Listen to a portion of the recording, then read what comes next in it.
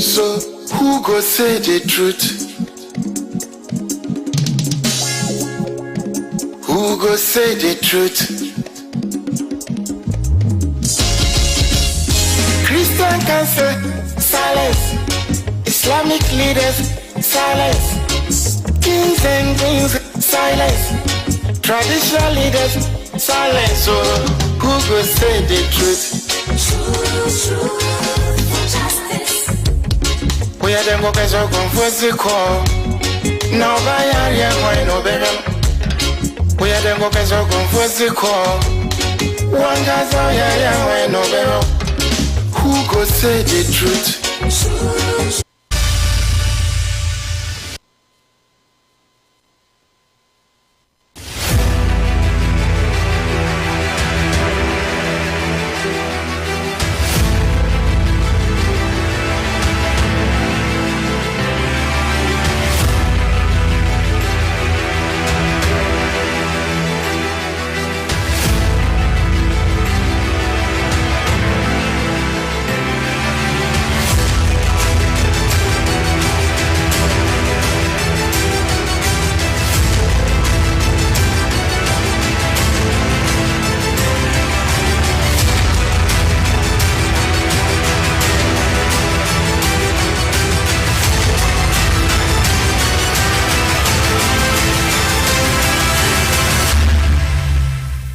The leadership of Ghana and the office of president are weighty and must be approached with the utmost seriousness. Ghanaians are in dire straits, and this is not the time for comedy. This is not the time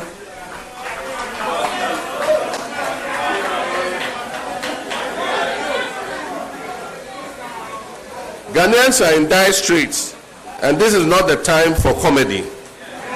This is not the time for concert party about passing a mythical steer to somebody.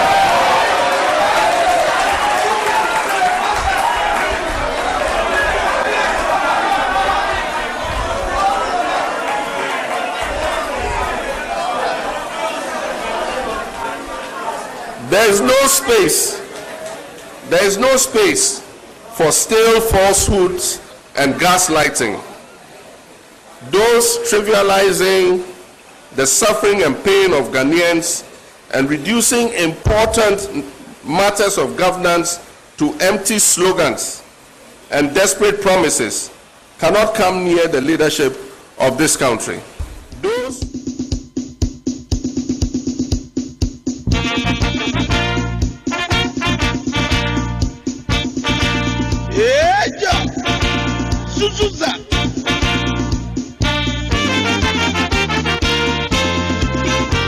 Professor Jane Nana Opoku Ajimai.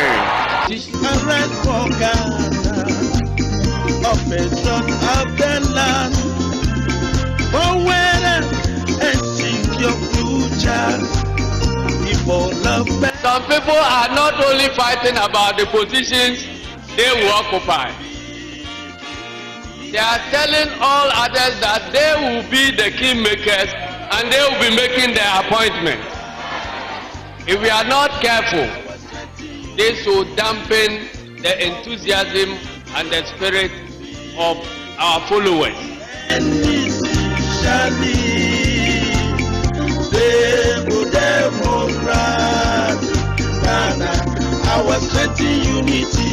I don't know about you, but the image I get looking at that hole is a trench in utter shock that anyone could believe it was intended as a Thanksgiving gift to the Almighty, invisible, God only wise. Such a report will not find COVID money shared for partisan political campaign purposes. I will not, in the advancement of self-serving ambition, declare to the whole world that I was only the driver's mate.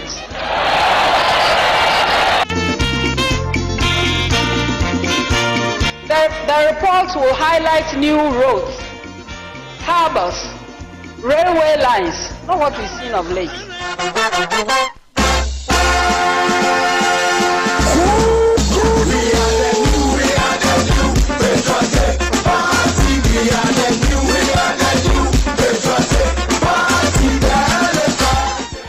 Enti Usha Ejuma Mabeye as vice president. Yentia me person move vote mami as president. Number 1 Usha Ejuma Mabeye as vice president. Let me kind at least 33 policy initiatives are Mediaba in government.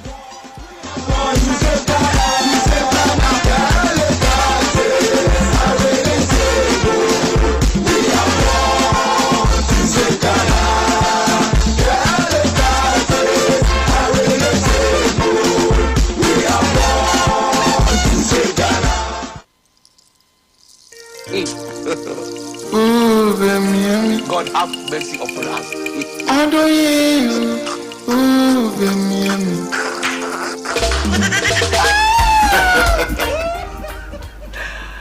Baskalo lokaci ya kai muka muku shirinmu na ma'auni with me, Mallam Fary, always on your favorite station, Baina TV, dandali daya a nan kasar Ghana da muke yin irin abu haka a cikin yaren Hausa. Muna yi nema al'umman Zongo duk baki daya kuma da al'umman musulmai ba mu da irin abu haka a kan allon talabishin. Alkawali ne na Baina TV kuma ko da yaushe muna cika wannan alkawali kakun wannan dandali dai muna tattaunawa ne akan batutuwa na siyasa da suka kunshi yanayi na waton tattalin arziki, sha'ani na gwamnati da yanda wanda aka dauki kasan nan aka sa annunsu su tafiyar da lamari suke tafiyar da lamari da kuma ma wanda suke so idan Allah ya yarda zabe da za a yi 2024 ma an ba su dama an gifa musu kuriya suka zo suka hau kan karagar mulki yanda su ma za su shimfida dabarunsu da tsari nasu na tafiyar da lamarin kuka sha'anin mulki na kasa da mutanen Ghana, al'umman Ghana duk baki da za mu ci amfani ya so Ghana ta taka ta doki mataki da muke son ta taka na anya mu daidai dai ka muna nasuwa. Shirin dai kamar yadda na faɗa dama sunan shi ma'auni, kai kuma kana da dama ko me za mu tattauna akan wannan shiri, kai kuma ka shigo ciki ka tofa albarkacin bakinka. 0553-683-010. wannan shiri yana nan kuma akan Facebook live on Facebook, live on YouTube, and of course you can follow us on our other social media handles. Muna kan TikTok na matasa duk muna kai, muna kan Instagram, muna kan X wanda da ake kira Twitter. This is a show for you. I mean, later on wakilan jam'iyyar siyasa za su kasance da ni akan wannan babban table ya so mu soma tattaunawa. You know what it is, you know what is it that we are going to do here. So I'm calling ku turo mana sakonninku, ku turo mana ra'ayinku, ku turo mana ko menene kuke son ku fada akan batutuwa da za mu tattauna. Fifi Kwete ya fito yayi wani babban magana ne wanda tun ba yau ba muka ji wanda ma ke rikon tutar jam'iyyar siyasa na NDC shi kuma yayi wannan magana, ya taba yin wannan magana. Wanga magana ma kana nan kana jin shi ne bakin yan NDC suna yi domin suna gare cewa kaman wai wannan magana ban yayi kan TV ban yayi ci ne amma ban yayi babban magana ne. Wai ba wanda dai zamna a taka abin shi so biyu, abin kan nan baka zama a taka so biyu. Sabida haka NDC suna kan kafan su wai zabe da za a yi wannan shekara 2024 ba za su yadda su sa destiny su in the hands of the court, because su yanzu dai suna ganin cewa kotu ba su yadda da kotu ba. Haka din ko electoral commission ba su yadda da ita ba. Ta idan electoral commission na son su yadda da ita sai dai ta tashi ta yi aikinta yadda ya kamace ta yi shi. mun shiga cikin wannan labari fifi ko ya fito yayi wannan magana. Dr. Mahmudu Bawumia, now it is very clear, everybody knows that it is Matthew Opoku Prempeh. Nanabiu, national organizer na New Patriotic Party, shi kuma ya fito yayi magana dangane da yanda NPP za su unveil Matthew Opoku Prempeh a matsayin mataimakin dan takara na jam'iyyar New Patriotic Party. Mun san kaman NDC sun yi nasu ne a nan birnin Accra. And in Ghanaian politics, when we talk about regions da suke da kuri'u da suka fi kowa, kuri'un suke da yawa, you talk of the Greater Accra region, which has well over 2 million votes. 2 million votes. Anytime that election, mutum sama da miliyan biyu suna gefa kuri'a a nan birnin Ankara. Haka in kaje birnin kaje yankin Ashanti. I'm talking about yankin Ankara, not birnin Ankara. Yankin Ankara, that's the Greater Accra region. And of course, yankin Ashanti, which is the Ashanti region, shi kuma yana da matukan mutane masu gefa kuri'u. So the Greater Accra leads and the Ashanti region. Even before the census that aka yi last year, the Ashanti region was the most populous region in Ghana. If it is the most populous region, then of course you should know that idan ana neman regions da suke da kuri'u, Ashanti region a ciki.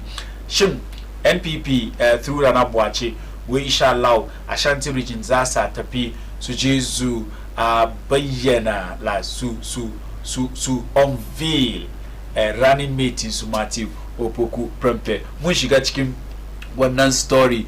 Speaker Alban Kingsford Sumana Babi ya girgiza 'yan siyasa da gidan majalisa. Ya je yayi wani babban magana akan escracia, shi kudi da ake dauka shi ake daurewa a doke shi da nauyi a sa annun 'yan siyasa da wanda suka zo suka yi bautan kasa.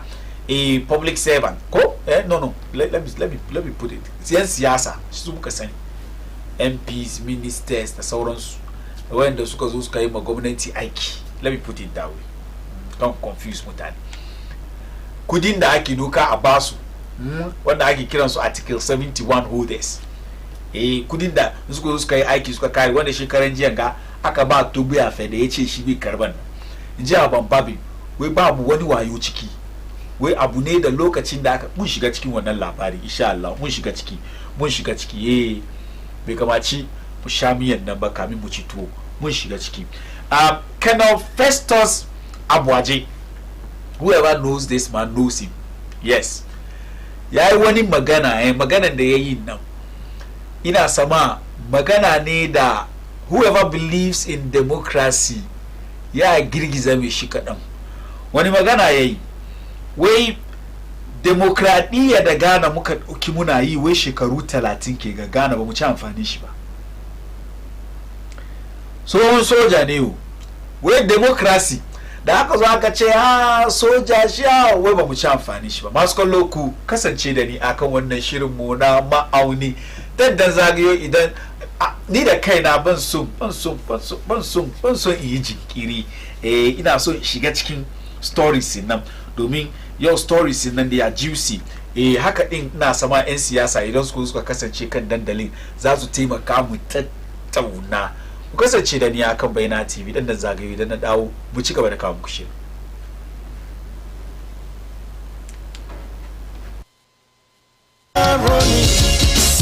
Just like animal farm, justice mean inequity. So who go say the truth? Who go say the truth? Christian can say silence, Islamic leaders silence, kings and queens silence, traditional leaders silence. So who go say the truth?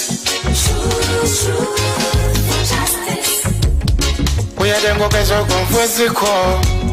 No buy ya why no better. We are them go keso confuse ko. One gazo ya why no better. Who go say the truth? As the world is going digital, Ghana cannot be left behind. And this is why the idea of making sure that every senior high school in Ghana, to start with, we can provide all our students a tablet which is preloaded with all the textbooks as well as question papers and exam questions and so on, to improve your learning experience. And I must say that when we mooted this idea, many people thought it wasn't possible. No country in Africa, and very few countries in the world, certainly not in America, not in UK, not in Estonia, which is reputed to be the most digitalized country in the world. No country has made, at least in Africa, and very few in the world that I know of, have made that decision and implemented that policy of providing tablets to their senior high school students, all of them.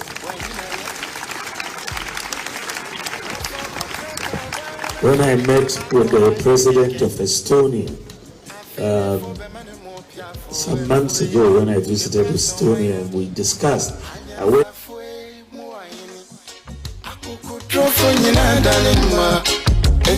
Who go say the truth? Abaya de botechino, yedi bi bebo nyande bi. Kachisa with your mouth pipinuma, with your mind never shall not preference. But who go tell the truth? Do you see silence? Even journalists silence. Oh, then who go say the truth? Right is right, wrong is wrong, no matter how you justify. You say you wanna get rid of corruption, someone want to help you, now the person become your target. Jobless, no they mean senseless, poverty, no they mean useless. One day, then go resist.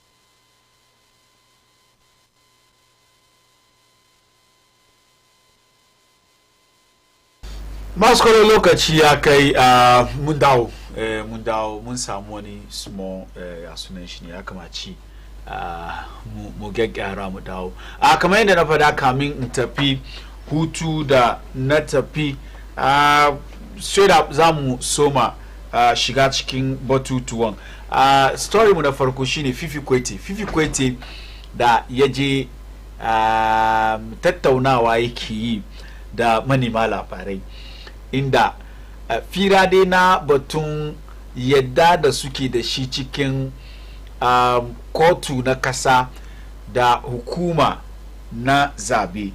Shi Fifi Kwete ya yi maganan da ya yi magana ne mai karfi da ya yi, ya ce NDC jam'iyyar siyasa na NDC, Fifi Kwete dai mun san shi shine general secretary na NDC, ya ce NDC ba za su dogara akan hukuma na zabe ko ba za su dogara akan kotu na kasa bane, domin wai babu wanda zai zamna a taka abin shi so biyu.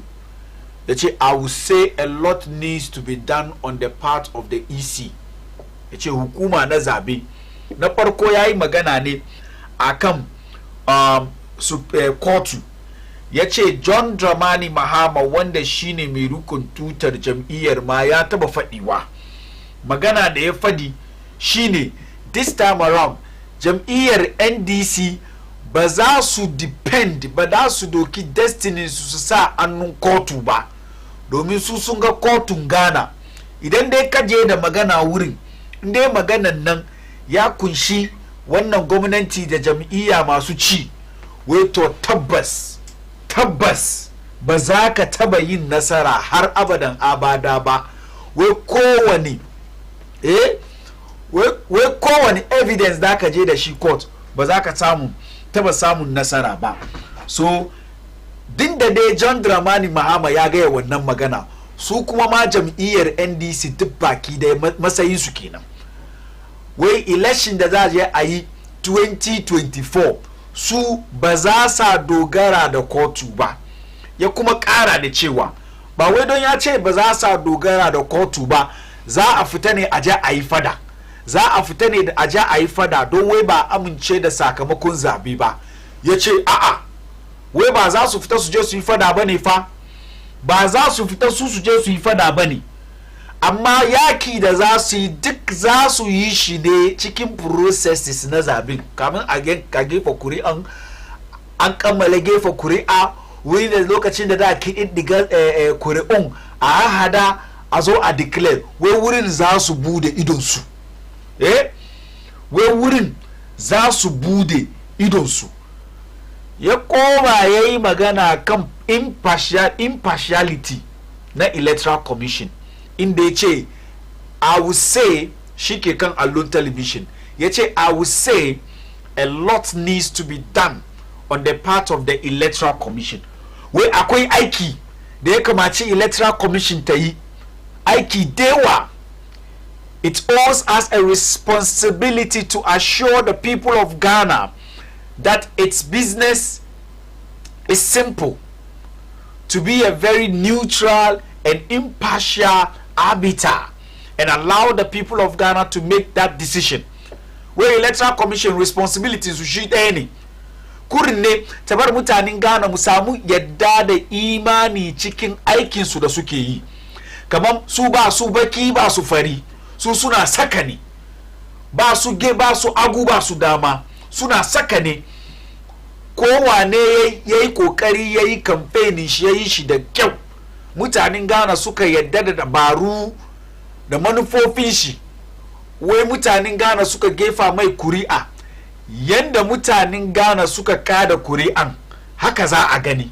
Ba electoral commission da za a je a kada kuri'a shaita da mutanen ta su zamna daki ana canza lambobi, ana son a karkata abin a lankwasa shi a doki a ba wani. Wai a'a, wai aikin da ya kamaci ta yi yanzu ne mutanen Ghana, ya kamaci electoral commission su bar mutanen Ghana su samu matukan yadda cikinsu, sabida wannan dai hana NDC, wannan dai hana NDC in an yi zabe ma in suka gaza ko kuwa suka yi rashin nasara, bai ban a fita anyan titi a ja a yi tashin hankali.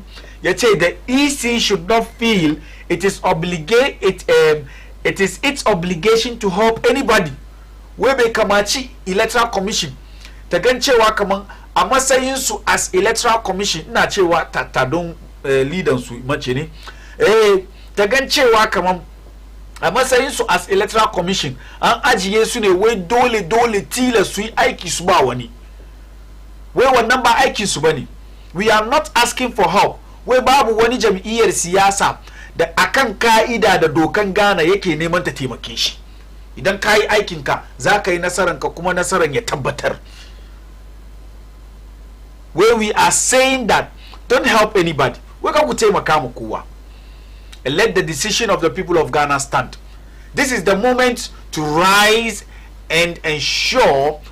up and ensure utmost loyalty to the party. Wani yana kira ga al'umman NDC kenan. Wai lokaci ya kai ku tashi ku nuna kauna, ku nuna soyayya ga partin NDC. Wai domin ba ku bude idon ku police station ba, an kada kuriya wai ka je kai kwana kamin ka tashi an bi da shi wuyanka, an fite wanda dai iyakan dai maka duka, kaga zobin da ke kan yasanka ya ja ya bi da shi kan kafadan ka, ya bi kan wuyanka ya fite.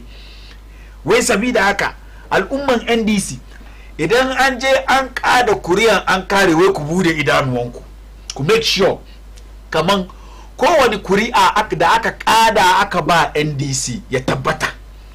Maganan da Fifi Koiti ya gaya ya kuma yi kira ga al'umman Ghana ya ce al'umman Ghana lokaci ya kai a karbi wannan kasa annun wannan jam'iyya na siyasa na NPP da ta lalata muna tattalin arzikin kasa da ta kawo matukan wahala akan mutanen Ghana da ta bar yanzu in an baka kudin biya na aiki ma idan ka sa annun algihu da ka sa shai fito waje algihun kowa ya fashe kudin kana sa algihun ne shai fito waje maganar Fifi Koite ne ba maganar Mallam Fary ba Fifi Koite ene yake kan sai mu yanyan me da me kan ya waka no biya be bomi wa ha mu da mu ciriya ne sai ya kasa ya kan ya mu maka mu politician mu kan ya betina ne ya kan mu ka sai na zai amapam politics atade ashami.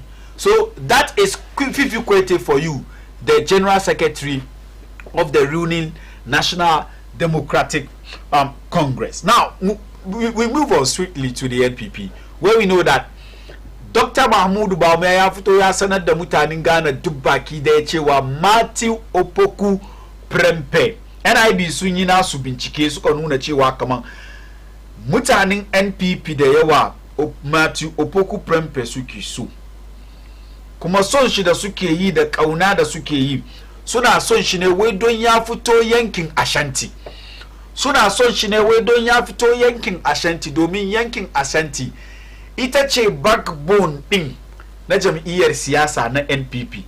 Duk wanda ya yi bibiyan siyasa kasar Ghana ya san ba ka iya ka ce NPP ba da ambaton sunan shi wannan region din, the second most populous region in Ghana, which is the Ashanti region. They have the most they are the second most populous region in terms of population, general population, and they are also the second region with the highest number of voters in Ghana. Wurin kuma NPP suke samun kuri'u da idan an turo suka shigo ciki suna yasu share na regions kaman 6 da NDC suka dauki. Aka ce sabida haka suke son Matthew Opoku Prempeh ya fito wurin ya karfafa soyayya da al'umman Ashanti da shi ma jam'iyyar NPP. Ya ce Matthew Opoku Prempeh din shi zo ya shawo kan matsala da suka huskanci tunda Alan Chiremati ya kauce, ya ce shi movement for change dai bi, ya je kirkina shi kungiya na jam'iyyar siyasa wanda shekaran jiya ga yake cewa mutanen Ghana wai duk NPP da NDC mun ja wai shekaru 30 ke gaba abinda muka gani ciki.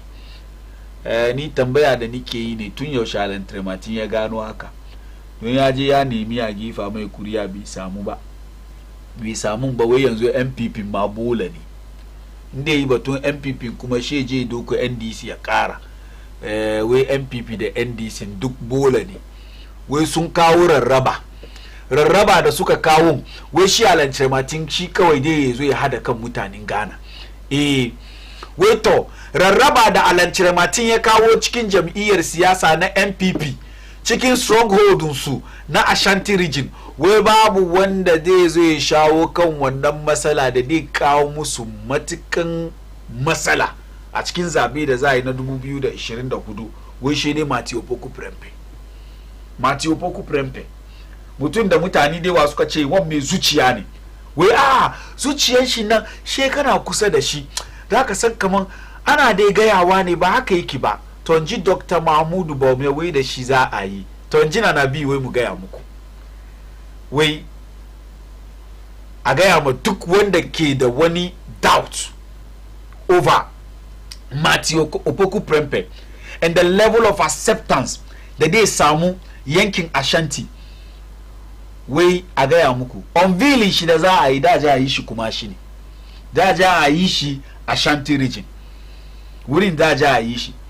NDC sun yi nasu hankarani nan UPSA inda John Mahama ya je ya nuna ita Nana Opoku Agyeman. So we are waiting to see when the NPP are also going to unveil Matthew Opoku Prempeh, but we know that this is going to happen in the Ashanti region. So this is how the ballot, the posters, the political posters are going to be like.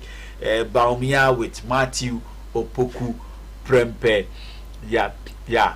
so mujeji shi yanda dai Nana Boakye ya sanar da abin akan Facebook account shi kenan yace Ashanti region to host the official outdooring ceremony of running mate to the next president, His Excellency Bawumia.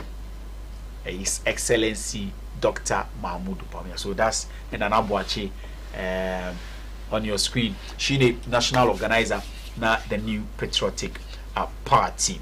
So Speaker Alban Kingsford Sumana Babin mun san batun fira na S Gracia ya tashi kasan nan ana yi kullun ko da yaushe mutanen Ghana abu da ba mu so mu ji kenan a ce dan siyasa ya zo ya zamna yayi aiki yayi bautan su da suke da ba mu gani me shi yayi bautan ya kare duk da kudade da privileges da ake basu ciki har da motoci wasu su tai da suke bugu ma suna karba allowance kai me shi ya kare kuma a kwashi kudin kasa wai sunan shi S Gracia a cikin kundin mulkin kasa ana kiran wannan wai article 71 holders sai a kwashi a basu in ji aban babin wai shi bai ga amfani da ke ciki ba wai ana bata kudin kasa dai ne political class nan suka create wannan abu ana cin kudin kasa da ba kudi an tashi cho kuma ba ya sai an tashi health insurance yana ta hushin ya sunan shi emergency free SHS na hushin emergency amma kowane 4 years an kwashi kudi mai yawa a doke ana ba mutane wai article 71 holders suna ci bayan sun zo su yi mulki koko sun zo su yi bauta na kasa sun kare lokaci ma da suke bautan kasan ana ba su kudade da dama saboda kar su shiga cikin wani mawuyacin hali wai amma duk da wannan sai a doki wannan kudi kuma a basu yace shi wannan doka da aka kawo da ya bada dama ake bada wannan kudi wai da waɗanda suka zamna suka create constitution na Ghana suna ga cewa kamar idan an ba mutum wannan matsayi yana ganin kudi yana ganin inda kudi ke bi ya shiga yana ganin inda kudi ke bi ya fita wai idan baka bashi wannan baka kawo irin waɗannan dabara ka bashi ba ka ce wai zai zo ya yi bauta ma idan ya kare bauta kasa ma ya bashi wani kudi da zai ci gaba da rayuwar shi wani baka yi haka ba mai shi nan dai inga sata kudin kasa ne domin ya tattara kudin saboda mai shi ya je retirement kai je ya yi wahala wai saboda shi aka kawo shi wannan article 71 holders din da ke cikin namu constitution ake ba su S Gracia wai saboda shi aka kawo wai amma mu tambaye kanmu da aka kawo ya shawo kan matsala na corruption cin hanci da rashawa da muke fuskanta wai bai ya shawo kai ba yau wani ya ce NDC wai su suka yi mulkin kasa tun 1992 wai one they are corrupt one way they are corrupt su kawai suka sani in ji Aban Babin wai it has not been able to assist her to curb or contain corruption wai wannan abu shi wannan abu wannan babban dodo da ake kira S Gracia da shekaran jiya to gwe afede aka kwashi kudin da bashi ya ce bai so wai bai ya kawo muna wani solution ba ko kuwa bai ya shawo kan matsala na corruption da muke fuskanta ba.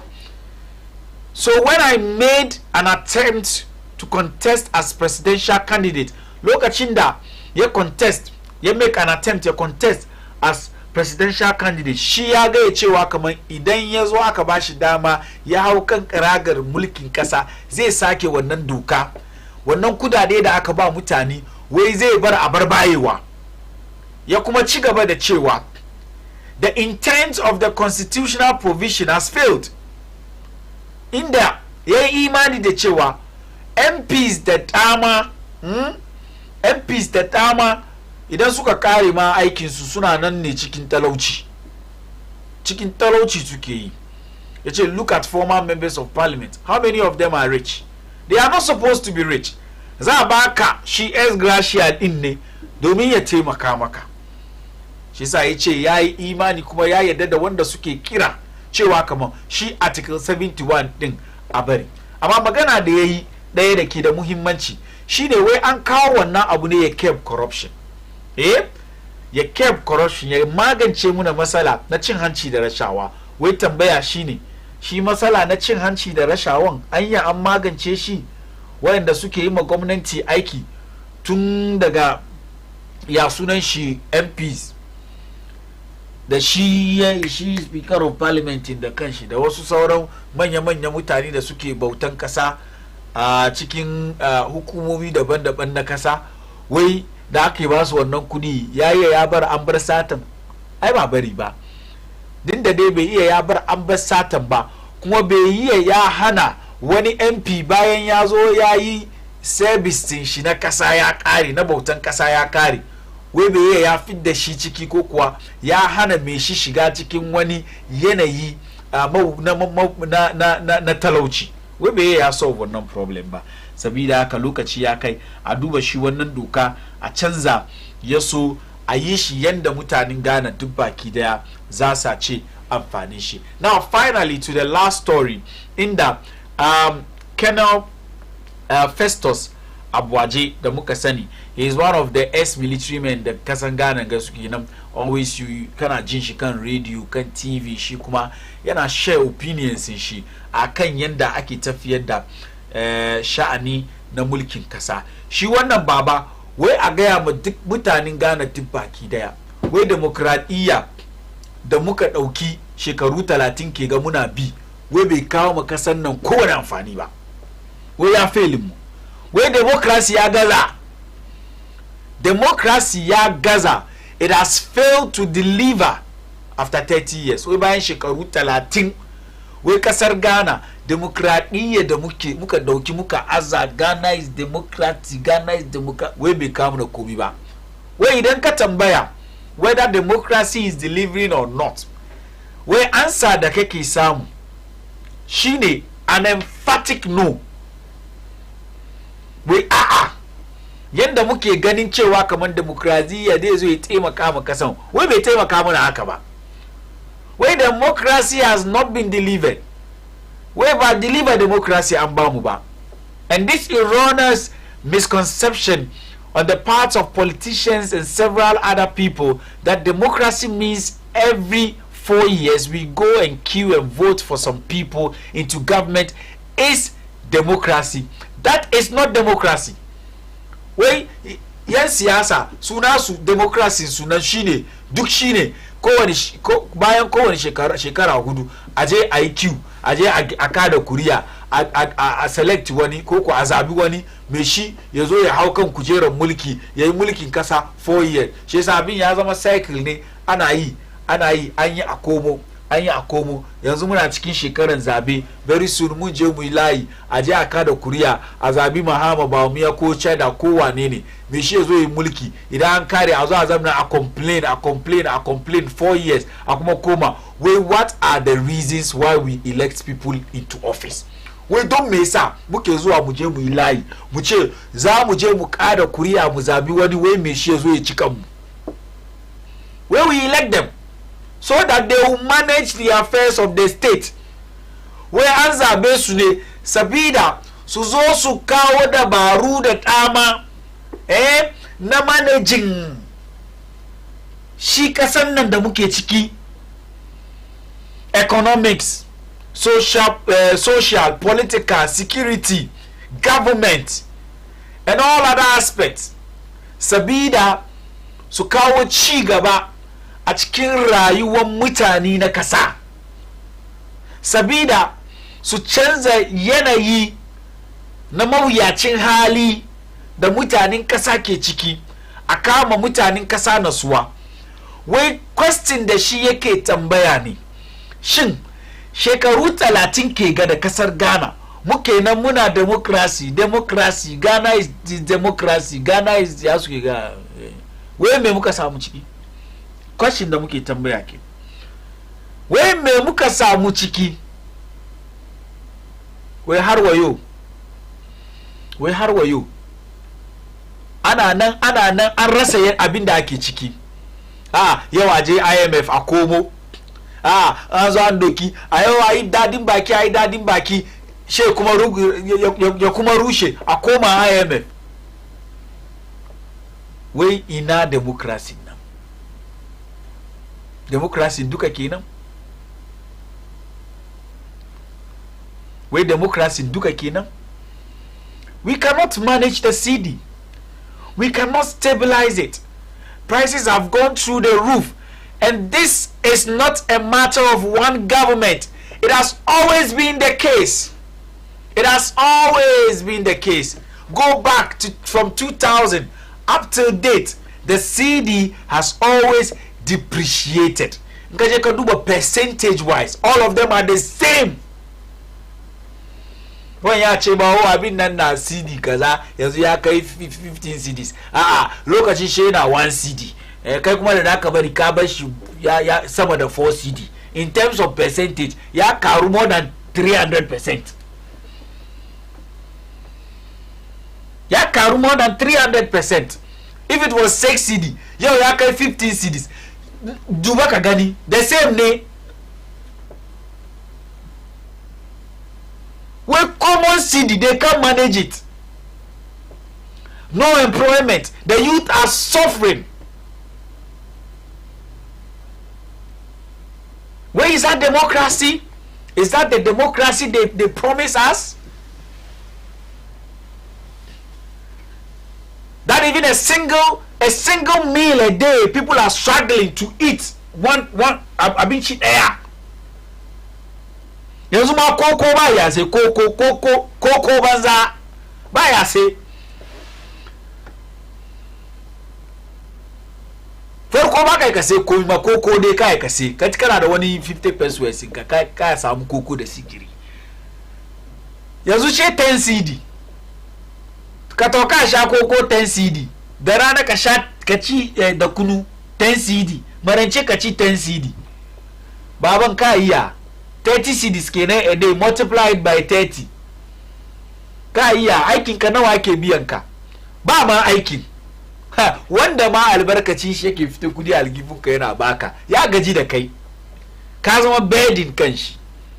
Wai democracy nan shi ke ga? Is it all about elections? We go queue, vote, elect somebody to come and lead us? Is that democracy? No way. Democracy nan ciki har da kama mutanen kasa nasuwa. Wai ainihin democracy manan shi kenan. Idan dai wannan system da muke da shi bai kama mutane nasuwa, na shi ne duk kowane 4 years a je a yi layi a kada kuriya a canza gwamnati, wai shi ne wani bai da amfani. Wai bai da amfani.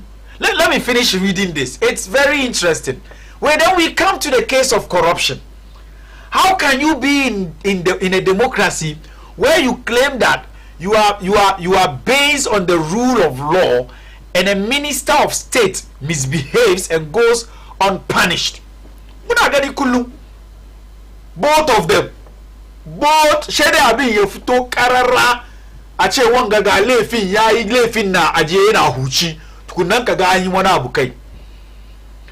Amma abin yazo, whoever is in power and set wani commission, ai wani investigation, at the end of the day kaga shugaban kasa ya jami shi ya je ya aje kusa da shi. Na farko kenan. Ko shugaban kasan da kanshi ya fito yazo ya claim shi. Abinda muke ciki kenan. When shine democracy? When I was a soldier, when she soldier ne, before I went to the university, and I know enough from my professional education in the army and elsewhere that all laws must be publicly promulgated. When no minister has the prerogative power to go buy medicine for the country, and that does not go through parliament for it. We all know about the minister is spending millions of dollars to buy us vaccines, and the minister comes to tell us, I was confused, and nothing happens to him. He remains in office. until he retires or resigns. Is that democracy? Is that the democracy we are proud of as Ghanaians? Is that the democracy we are proud of as Ghanaians? Magana shinga yana taba zuciya. In kai dan Ghana ne ana tuna maka wadanga abubuwa da ke afkuwa. Sai ka tambaye kanka, wannan shine demokradiyyar da mu muke proud of? Is it just because we just go and queue votes and change Mahama, change Baumia, change Akufo-Addo, change Kufuor? Is that the democracy? Or the democracy in the end must bring improvement in the life of the people? Sunan wai Ghana hana zaman lafiya ne, ba jan bindiga, ba jan, amma wanda ke tafiya cikin gidajen mutane ba wasa bane. Matarka ta shaka da mari, kai wasa diyanka yayi maka kalman banza. Then the system is making fathers look like irresponsible fathers. The system is making mothers look like disrespectful wives. And this system is making children look like disrespectful children to their parents. Is that the democracy? Inji Kena wa tambe mutanen Ghana. Maskolo kai ka turo mana naka sako 0553683010. Sunan shirin ga ma'auni. Dan nan zagayo idan na dawo wakilan jam'iyyar siyasa sun shigo ya so mu tattauna akan wanga batutuwa. Kasance da ni.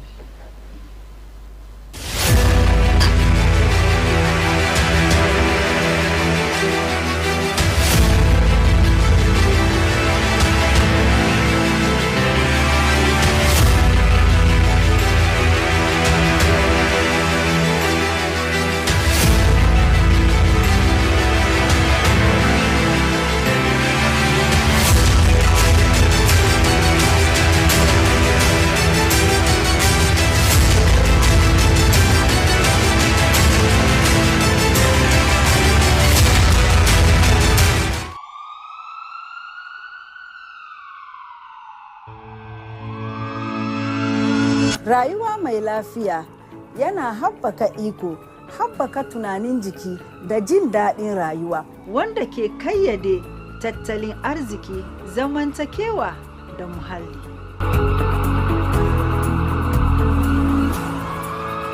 Ku kasance tare da ni, Nana Amina Muhammad, akan Baina TV a yayin da zan dinga kawo muku masana kiwon lafiya saboda mu tattauna batutukan da sun ka shafi kiwon lafiya don mu inganta tunanin jikinmu da zamantakewanmu.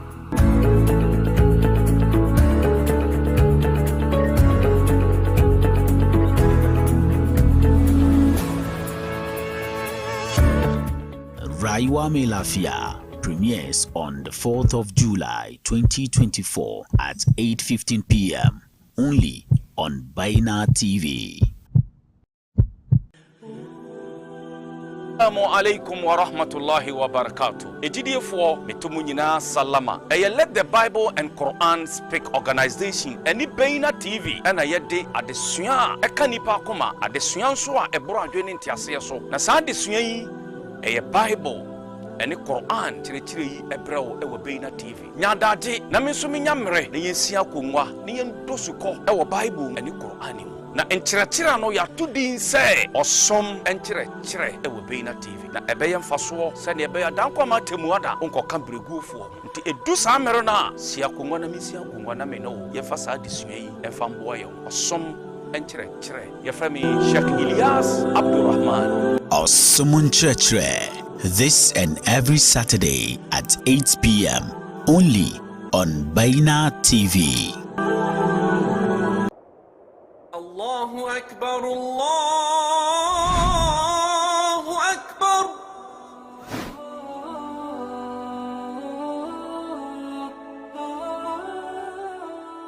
The word Islam is an Arabic word which means to surrender. As a Muslim, you surrender yourself to the Almighty Allah, your Creator. To do that, we need to understand the concept of Islam. Baina TV comes your way with the most educative and informative Islamic program, Understanding Islam. On this show, we answer all the questions regarding Islam, the do's and the don'ts of the Sharia, and many others. Make a date with me, Aisha Muhammad Saqib, this and every Friday at 10:30 a.m. as we educate ourselves with the knowledge of the deen.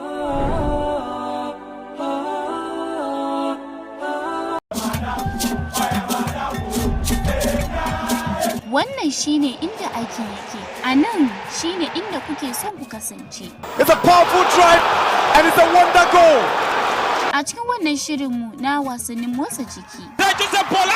It's a race for 1 and 2. Ghana, Nigeria. Ga masanin wasanni tare da masu masaukin bakin wasannin motsa jiki da kun kafi so.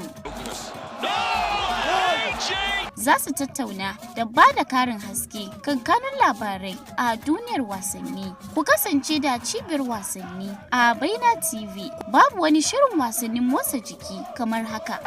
Argentina, champions of the world.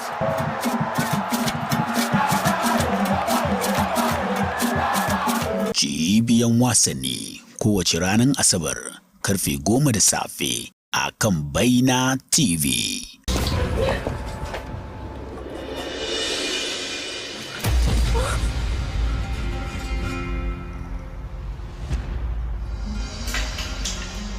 Vendetta. Auren dolin Dilan da Baran saboda rikicin jini.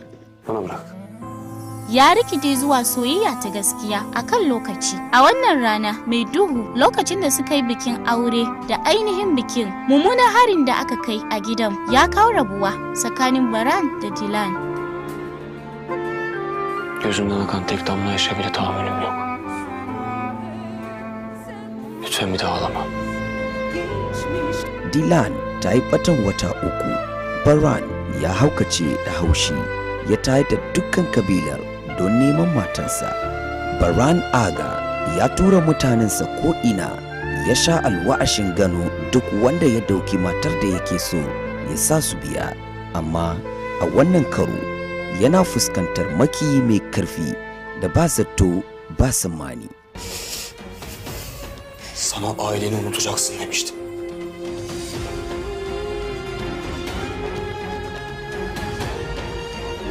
Vendetta. Jarrabawa mafi girma fiye da waɗanda suka taba fuskanta tana jiran Dilan da Baran a wannan babban yakin da za su yi don sake haduwa. Wani irin sirri ne Sabiha Imiroglu wanda ya sace Dilan zai shiga cikin rayuwar mutane biyun, kuma ta yaya waɗannan sirrin za su shafi Dilan?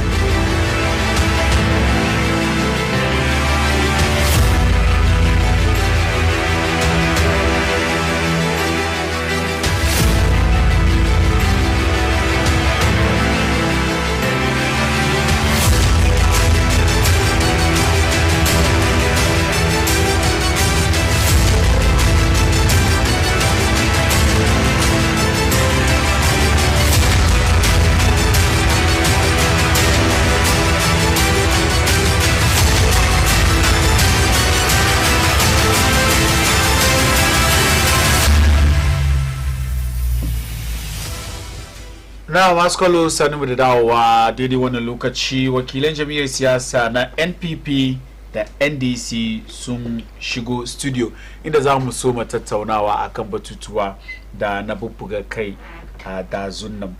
Ina da Muhammad Akilu Badar, NDC communication member, regional communication member, Greater Accra region. Tukunan Umaru Usmanu Audu. He's also a fellow at Dankwa Institute, da kuma communication officer or Diodio constituency a nan birnin Accra. Ba da bata lokaci ba, sannu ku da zuwa. Alhamdulillah. Na duba left, she duba right. Na duba left, she duba right. Yau ruwan na ya ruwan na yau. Na ji kaman ambaliya ya afku wajaje daban-daban. It didn't affect you? Hausawa wai inda aka yi a dare rahman Allah ne.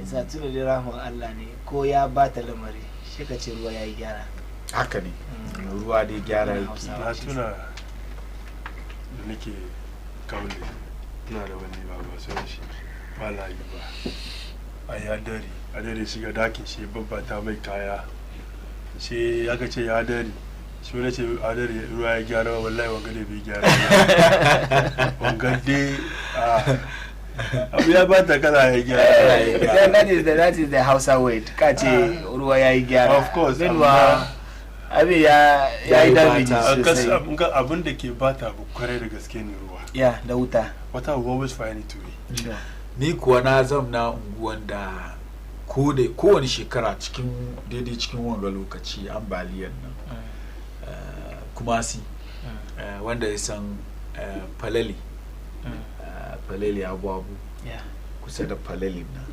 kusa da falalin nan shi ruwa kankani ne karamin ruwa ne kamar su kana da zama waje na'am gidan Alhaji Ahmadu wow Skowska na'am ka zama matan shi ajiyawa baba ni ana ni sosai masha Allah wan firan ofe ne bace wurin muke kana gan farko unguwa ne na ce ma mun ce shine airport residential of course gaskiya wannan so da ana kiran abu station shi airport residential muna tashi gidaje da shi suke sasse wurin nan na sama kana neman gidaje masu kyau wannan lokaci shi wurin suke badan ruwa ya zo yanzu aka kaje gidaje duka sun narki baka gani ko daya ya gidaje da aka gani shine gidan bisa gidansu amma gida da aka yi shi a wani gida ta kusa da gotan wani ne ba a gani duk and then my observation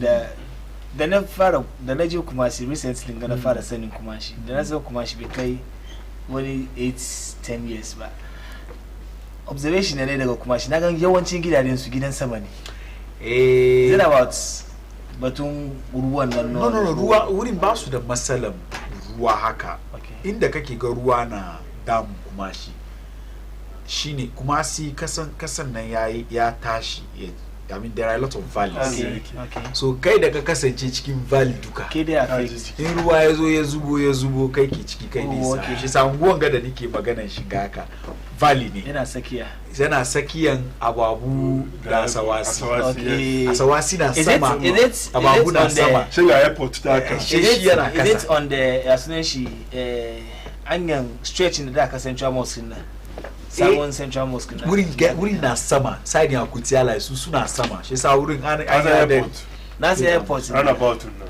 that's the runabout kasa shi ta kan gege ba oh okay I've not been there kaje ruwa ana kiran shi falali okay wayanda ke kuma shi suna kallo na duka masu yan falali yanzu na san yanzu haka ga wurin ya ruwa ya mamaye kusan don mun zamna unguwa it's a terrible experience mutane dukiya aka yi aka ajiye wa'anda ke da shi sun koko wanda Allah ya musu iko suke da iko sai su bar gidajen su wurin su mayar da zaman su wani wuri ina magana ga haka mu gidan mu ma na ajiye wurin my experience da ruwa shine 2015 now 2nd June now after that was just before the June 3rd disaster. Sorry, June 3rd. After I get a bring kwanta ma da gida da barka barin kwanta wajen karan dare yayin driving ta gida. Shi al'adar kan fara da nan tun da rana ne tun da safe ake yin kadan. Sai na bidan kwana na tashi na ga light off. Lokacin ana yawan yin light off. Ban sa abin da yazo ba.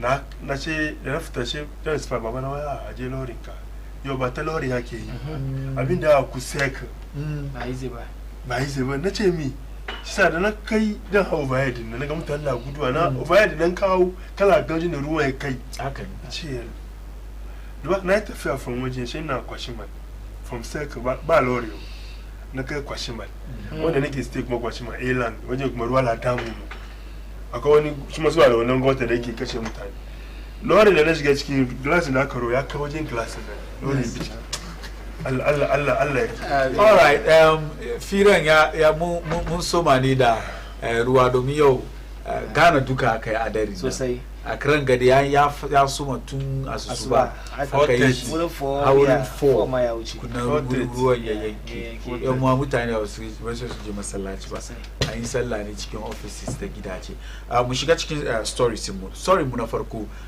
magana da shi fifi kwati yayi kai ka fito NDC na so da kai abadar me fifi kwati ya gani yake cewa NDC ba ku sa destiny ku a cikin annin kotu. To alhamdulillah wassalatu wassalam ala ashrafil mursalin rabbi shrah li sadri wa yassir li amri wa ahlul 'uqdatan min lisani yafqahu qawli. Mallam Fary na gaishe ka gaida mai gidana ko ko ce baban yayana on several occasions muka yi program nan ga duka yana text yi text shi kuma da yake text yana kawo wannan ba guda bu yana yin shi ne continuously saboda yana so a read also kuma ga kamar yana contribute in fact he is doing very good for the incoming opposition party yana kokari na gaida masu sauraron Baina TV da His Excellency incoming President of the Republic of Ghana, His Excellency John Dramani Mahama. Kasan cikin statement kadazu da kake yin shi da kake go into abinga program kai wani magana kace party da ke mulki, that means party da zai yi mulki kenan kace party da ke mulki na NDC John Dramani Mahama kai wannan magana ma ina ga kaman ba slip of tongue bane kaman ka ba mu prophecy ne ka ba mu kaman Allah ya da mu zo mu yi mulki kai ka ji shi ya kafadi amma ka ne kafadi no kafadi shi Hausa abin ga da shi ka wuce shi sa na ga da former president of the Republic of Ghana kai ka ji shi haka ko da all party executives ina in fact yau na exhaust sosai because even cikin ruwan nan ya kamata yi wasu activities na party sannan kuma gida kuma yi personal sannan kuma koma waje kuma je na party yasa mun ce all in all na it is for the betterment of garin da muke so mu gyara mu rebuild. Mallam Fary NDC as a political party kamar yadda muke faɗuwa kullum election ba event bane election kowane lokaci process ne to in ka riga ka fara processing election kana fara processing election nan ba ranar election ba kana farawa maybe 2, 3, 4 years before wannan rana ya kai to NDC as a political party mun experience wasu abubuwa 2016 2020 to wannan experience nan shi yasa da muka fara reorganization party mu muka note wayannan duka note da muka yi shine muka ce yanzu NDC 2024 election da za mu je election ba za mu je court ya win muna election ba haka nan ba za mu depend kan wani ya win muna election ba za mu je election mu win election daga polling station because elections are won at the polling stations tunda dai mun gane kamar election polling station muke win then ba mu ce da mu depend kan wani ya win muna election da muka je election 2016 da muka je election 2016 muka gane kamar muka gan kamar election mun san na san asidun kite ya ga magana ga even during the 2012 election position ya ga magana ga and NDC knows very well. Yes, she nike faduwa election are won at the polling station. That is what I'm saying now. So at the end of the day, in the kagan wani abu ya saki kai kasa election ana win daga polling station. Ko constitution mu ya ba mu right.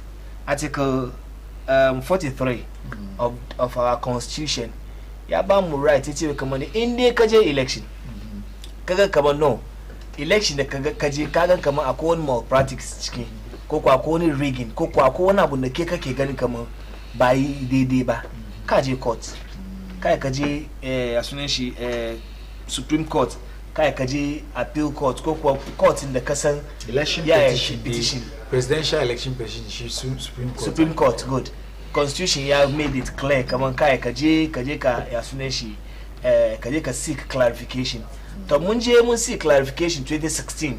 Mumuna kama no, there was a malpractice in that election. At the end of the day, courts yace some ba wani abu cikin aka bugar da magana. Were you able to prove? We did everything. We did everything possible. Ne kamata ce kamar the court ya ce ya yarda da maganar mu because in kaje court is either is either in kaje court Mallam Fary kaje court is either in yarda da maganar ka kuma dan da yarda da maganar ka ya kamata ka kawo min evidence is either yarda da evidence da ka kawo ko kuwa ce evidence da ka kawo bai kai abin da ake neman ba. Pink sheets da abubuwan da ya kamata mu kai duka 2016 mun je da shi 2016 mun je da shi. No, I'm talking about 20 mun je court 2 times 2016 2020 2016 come me no 2020 rather muka je court 2012 wanga mu suka je court 2012 suka je da pink sheet so mun je da shi abin da ya kamata a yi duka mun je documents in the court evidences in the court to the extent yes we sent everything that is needed to the extent come on chicken evidences more request come on court you kira as soon as she electoral commissioner is chicken box also to testify kan koko mutambeta questions amma saboda court ya zama gidan da yake kai ka kawo magana ya zauna ya duba magana kan dai maganar ka shi yana gan bai bi da constitution ko bai bi da abin da shi rayin shi ya fadi ba ba naka ba haka bane ka understand haka mun muke ganin court yake shi yasa shi muka ga kamar no court ya bugar da maganar mu fine mun yadda tunda dai mun je court ya bugar da maganar mu kuma court ya gwada mu da kamar saboda abu kaza in that case the next time mun nan ya kamata saboda abu kaza da court ya for the next time mun da mu je mu gyara ko mu abin wani abu daban strategy mu zo da strategy daban shi sa muka ce no ba mu yadda da court ba mu as a political party electoral commission ba mu yadda da electoral commission ba tunda da ba mu yadda da electoral commission ba mu yadda da court system ba ta mu je election mu make sure kaman abin da ya kamata mu yi very vigilant shine abin da ya kamata mu yi IT system mu ya kamata yi very solid yau in ka duba kun yadda kaman shi ba ku da system da ku collate results muna da shi amma as so for a political party that has been in power before kun ci kasa kun ci mulkin kasa ai kun yi election 92 96 2000 2004 2008 2012 she up to 2020 ba ku da wani system da kuke collate results Mallam Fary muna da system da muka collate da shi results sai sa muka win 2008 kaza abu da yake da wuyan fahimta shine da kuka je court har wayo ka ce min kun je da evidence ba ni ban san evidence da kuka evidences mun je da dewa ai ba shi na ce ma wai ga pink sheets ba case pink sheets kawai muka je da shi ba mun je da cases dewa shi sa na ce ma wai kamar da yau mu mun gane kamar no haka muka yi court way ba haka ba election strategies ne kai ka zo da wani strategy wani based on what kan wani figure ka ce NDC sun win election I don't have it off head yanzu ga game I'll get it for you yeah there is nas get man they maybe an tambaye a sai dun kiti aka ba I don't have it off head I'm telling you what we saw in the Supreme Court an tambaye a sai dun kiti aka ba shi calculator aka buga mishi results da dama dukan ya punch ba mu ji ko ɗaya da shi da kanshi ya gaya ya ce kamar NDC suka win one ba kuma NDC as a party da kansu Supreme Court da suka ji ba su kawo nuna mutane this thing was shown live on TV ba abinda shi sa da ce ba Mallam Fary I have there is a result that we are saying that we've won the election ba mu sani ba mutane gana ba mu sani shi sa na ce there is a I am also a Ghanaian I am also a Ghanaian the difficulty I have on this particular matter the difficulty I have on this particular matter is that you see Supreme Court petition da aka yi an yi shi ne a bayyane kowa ya gani so if you come here and you tell me something had wani abu ya faru kana so yadda da abin da ya faru kan ka samu dama ka samu dandali ka ban mutanen Ghana mu san kaman election da aka yi mun collate results mu ga abin da don't forget that is why I'm telling you I'll give you the time don't forget that bayan da aka yi wan duka aka kare da NDC da ku je ku yi internal election mun ji maganganun da ya tashi ciki kaman aka samu a state dun ke tiya da current chairman banji wannan ba Baka ji I ba. have not seen that Go ahead. I have not seen that an shi sa Mallam Fary in ka je election in ka lose ko kuwa wani abu ya faru cikin election ka zo da strategy daban to strategy da mu zo da shi ne cikin strategies da muka ce no electoral commission in ka duba IT system su yau NDC most of abubuwan da ke faruwa cikin errors ne faru cikin registration da saura NDC ke correct electoral commission she electoral commission gani kamar yayi mistake she zai backdate ko kuwa zai gyara ka gani isa in terms of strategy akwai su dewa IT system mun build shi very very well ya fi yanda muka for build 2024 for 2024 election ya mun build shi yanzu ya fi yanda muka abin muka use wasu lokacin da muka win da shi 2012 2008 da sauran elections da muka win shi yasa inda mun ce ba mu depend kan EC ba mu depend kan Supreme Court ba mu depend because this time nan ba mu zuwa court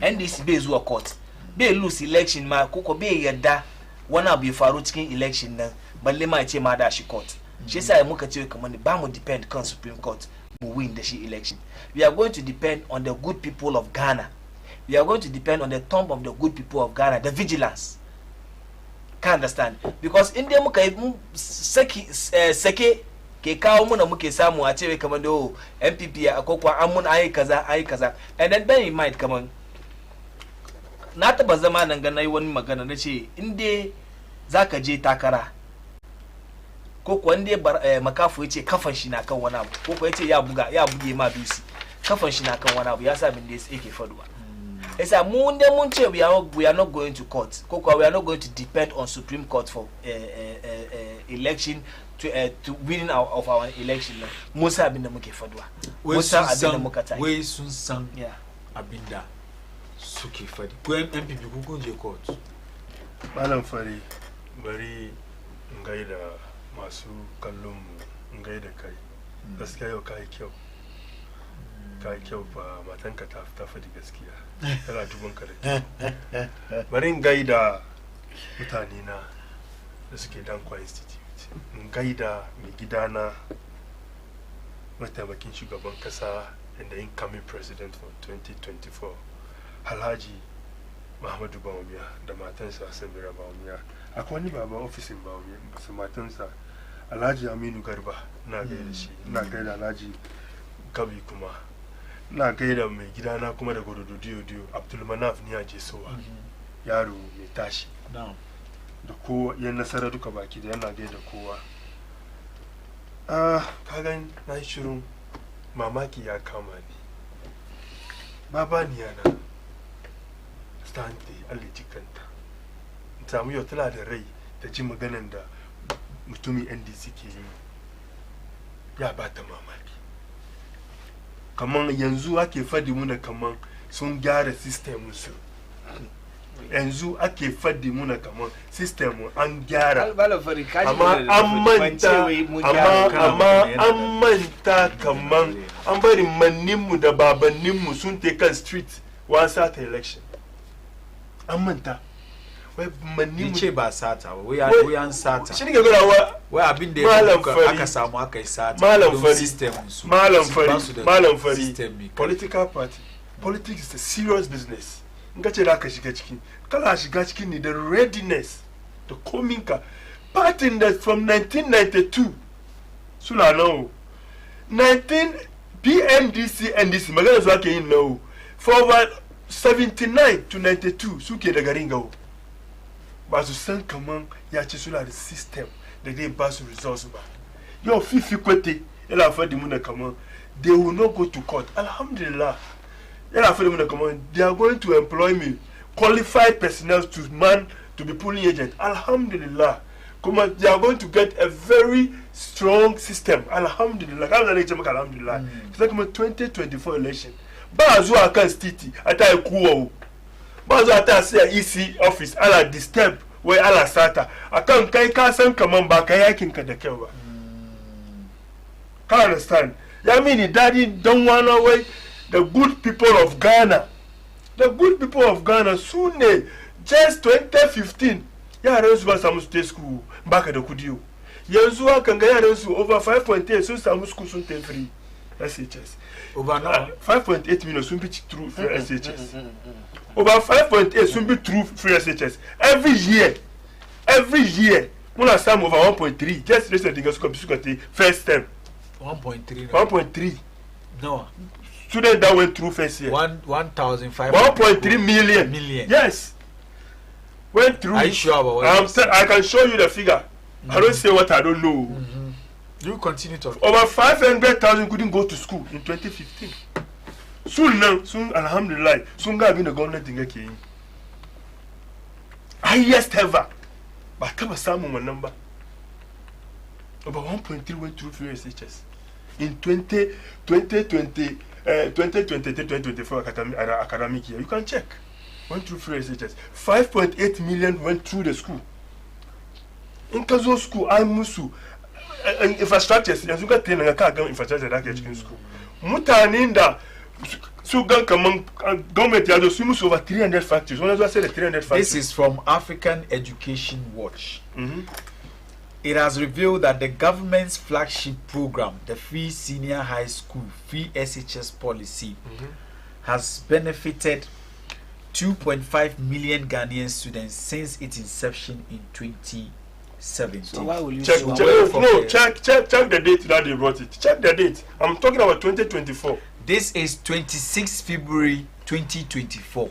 I will the give time you the time this story was published 2:37 p.m. I will show you the facts. And the source, go on the tracker. Go on the performance tracker. Go on it and check. Go on the tracker and check. I will give you the figure. Go on the tracker and check. Baku abani. Bagakela nuna kira nawa.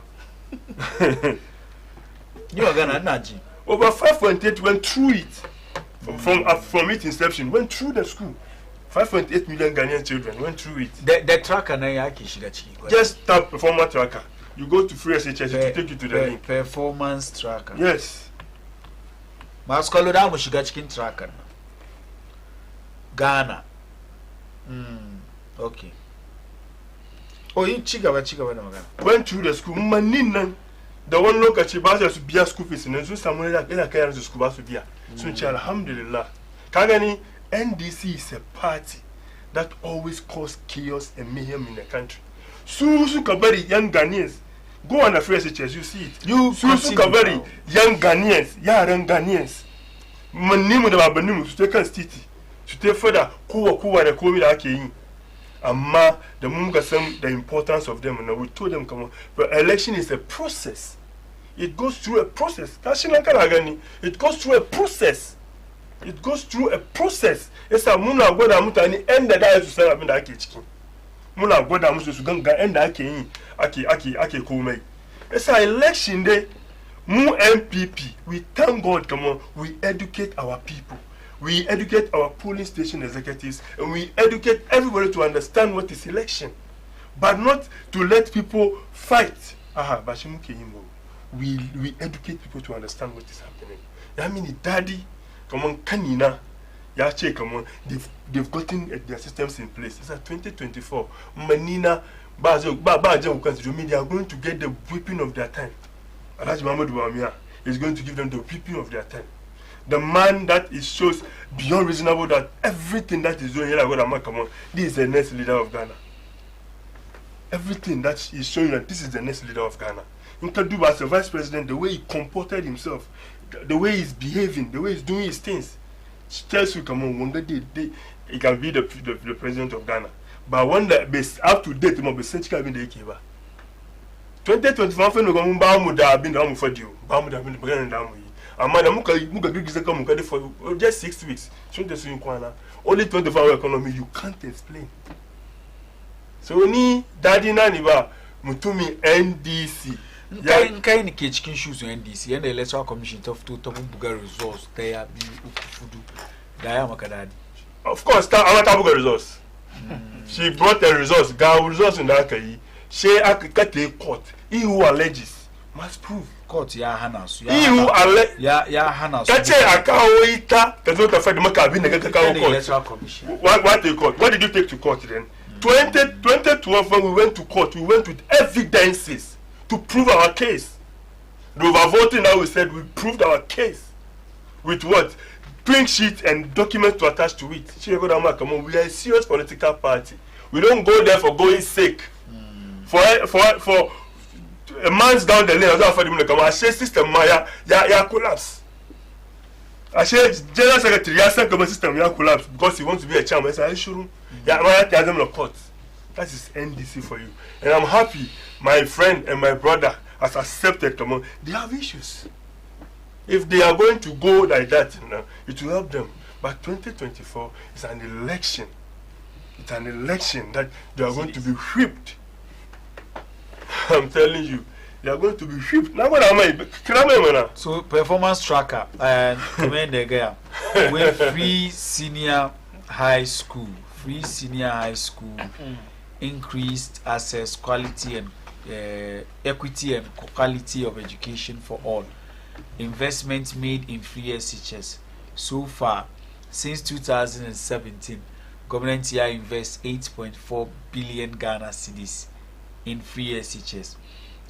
Beneficiaries of free SHS 5.7 million. Students benefited from free SHS since its inception, out of which so 2022-2023 year loan. Yes. Another 1.320. It has never happened before. Million. Suka benefit from the free. But how much growth rate in the education? With a 7.3%. So this is a record that we are having. Rates. It is as at the the final quarter of 2023. So that is what we have here. But EduWatch Ghana is also Africa Education Watch. Over 2.5 million students have benefited from free SHS.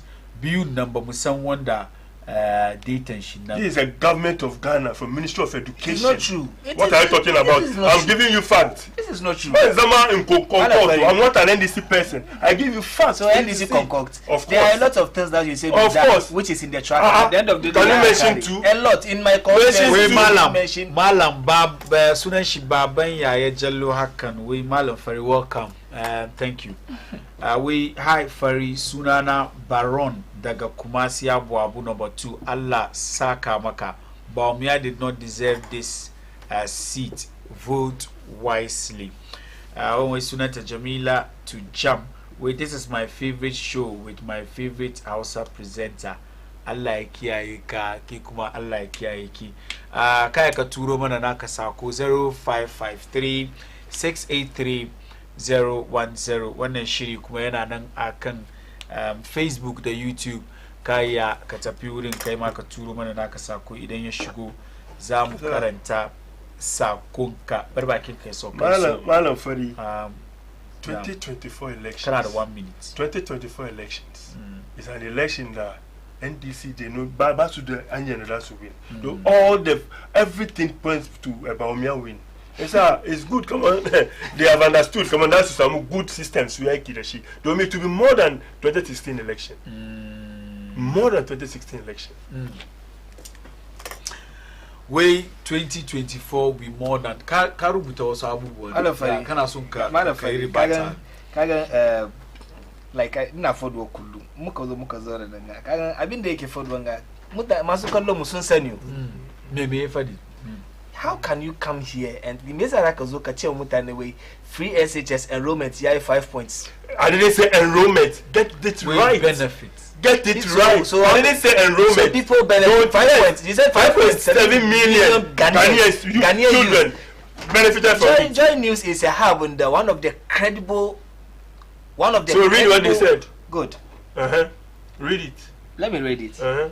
Over 2.5 million students have benefited from. Current. I have also given you my source. And I am telling you this source. Are you comparing Ministry of Education source with Ministry with Joy? It is a lie. What? I've given you my source. I've given you what are you talking about? I've given you my source. I've given you my source. I've given you my source. Performance tracker. You are saying it. The performance tracker that you said you are the one. performance tracker Mallam Fary nazo so African Edu Watch the performance tracker way the Ministry of Education wa they ba mu data in terms of mutane da suka ci amfani a dalibai da suka ci amfani wanda da su ba mu abin ga results good results ko ka ce mu na wai abin da kai kaza shine Ministry of Education amma to Mallam Fary amma duban lokacin da news ga yazo which is African Edu Watch mutane ne ko source ne da suke da credible kamar yadda muke faɗa ba su kawai ba Joy News ina faɗo kullum Joy News is one of the credible source but Joy News but story Joy News bane Joy News are reporting what African Edu Watch ya faɗi shi ne ke faɗo in dai ba credible bane in dai ba gaskiya bane Joy News bai reports kariya shi sa abin da suke zanawa duka gaskiya ne batun me bance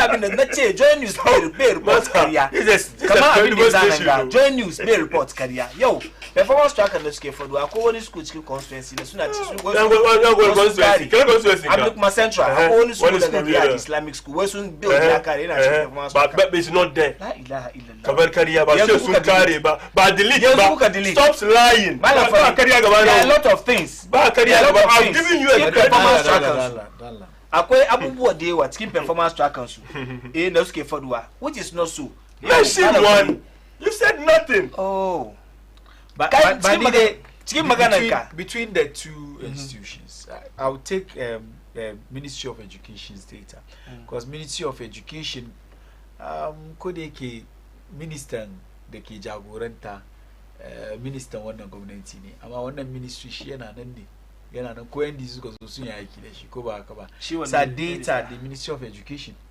ma'aikatan wurin da suke kowa ya yi aiki sa data dai da dai fito wurin su da na African Edu Watch and mind you they are talking about beneficiaries here whereas African Edu Watch suna I think they are also talking about the same thing beneficiaries when does benefit from the free SHS so what we are getting here is 5.7 million beneficiaries. And the performance tracker is telling us African Edu Watch are also telling us 2.5 million. Mallam Fary read me bam so ni read but let's me read number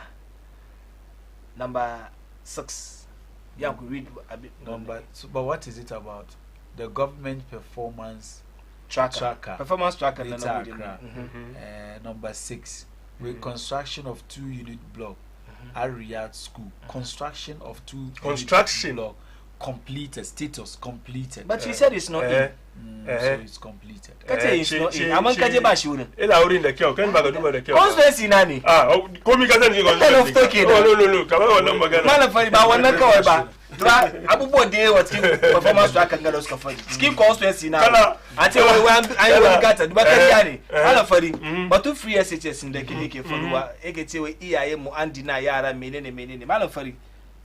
John Mama saboda ya zama visionary leader ya zama president da yake tunanin gobe shi ce constitution Ghana ya ba kowane yaro right kamar akwai inda da mu kai akwai shekara da mu kai ya kamata every child ya samu access to free education constitution Ghana ya ba mu wannan right inda ya ba mu wannan right haka na kuma ya ba da right yace ya kai lokacin da ya kamata a samu tertiary education wannan kuma free haka na FQ having basic education wannan kuma constitution ya gwada muna lokacin da ya kamata aka fara having basic education ana bada abinci ana bada uniforms ana bada menene free Mallam Fary inda muka zauna as a country abinda muke need inda dai bari ayi implement free SHS shine a make sure kaman an samu more infrastructure Shejo Mama yayi alkawali yace in dai Allah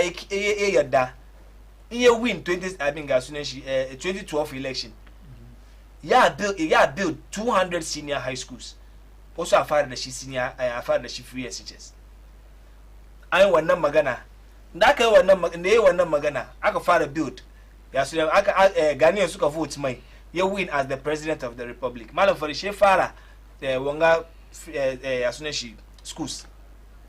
Mallam Fary agina schools so far na eko Allah before 2016. Angina 47 completed.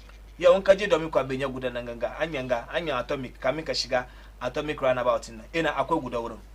In ka je Madina Adenta inda ka fafra akwai guda wurin. Sannan wurare da yawa Mallam Fary ya gwada mini school da su gina. Promise 200. Within 4 years I say ya gina Mallam Fary Mallam Fary within 4 years ya gina 200 bonso fire ne na free share 47 completed 47 you carry. Yes. Maybe carry it. No. Google it. Check how it is. That phone carry camera. Check. No. Check. No one again. They are not of that time, but they can't 47. No one. No. They can't 37. What is not? They can't 37. Don't sit here and lie to the people. I'm telling you. What are you lying? You are saying prove your source. You are lying. You have the phone. Check it. I get my source. Give me your source. Check it. If you do 35, it's not give your source as simple as okay. Give your source. Give your source. What is that you give your source? Say that give your source. Give your source. Can you come down? 2024 is nice and data. Know that. Give your source. Studio. Let us know that. Why are you magana sunna? They are learning your source. No, doing this. What they do. No, that is not right. I'm coming. No, you are matured. I don't know. No, I'm not insulting. I can be dirtier than you. I want you to know. Nobody is there. I want you to know that. We are all dirty. I respect myself. I can be dirty. We are all dirty. You guys are not talking. You guys are not respecting. Check. You didn't dispute my 47. I tell you that 25. And then you 25. Why won't you check and bring your evidence? What are you guys doing? What's that? What are you guys doing? Oh no! There are people in their homes. There are people that we are. They are intellectuals. He's quiet. I want you to also be quiet. I beg. Oh. There are people in the house. Let me tell you something. You're telling me that opportunity. There are people in the house. If it comes the reason why I allow you people to talk. The reason why I allow you people to talk is that the people in the house, they are discerning enough to know whether what you are saying is true or not. Now, sitting on the set, telling someone, you are lying, and the yakamachi mufti chiki. Fira muke na siyasa. Muda muke zaune na muka yi hyper, wanda ke gida shi mai dai. Yasa su da suke kallo mu, they are discerning enough to know that what we are saying. I disagree with you, but I don't shout. So you can disagree, but as for the shouting, ya ukuri maskollo da mu dan zagaye da muka da mu cigaba da kawo muku shirin na mawani aro ya muna karban sakonnin ku 0553-683-01. That is how it is. It's a political show. Ba fada na zuwa.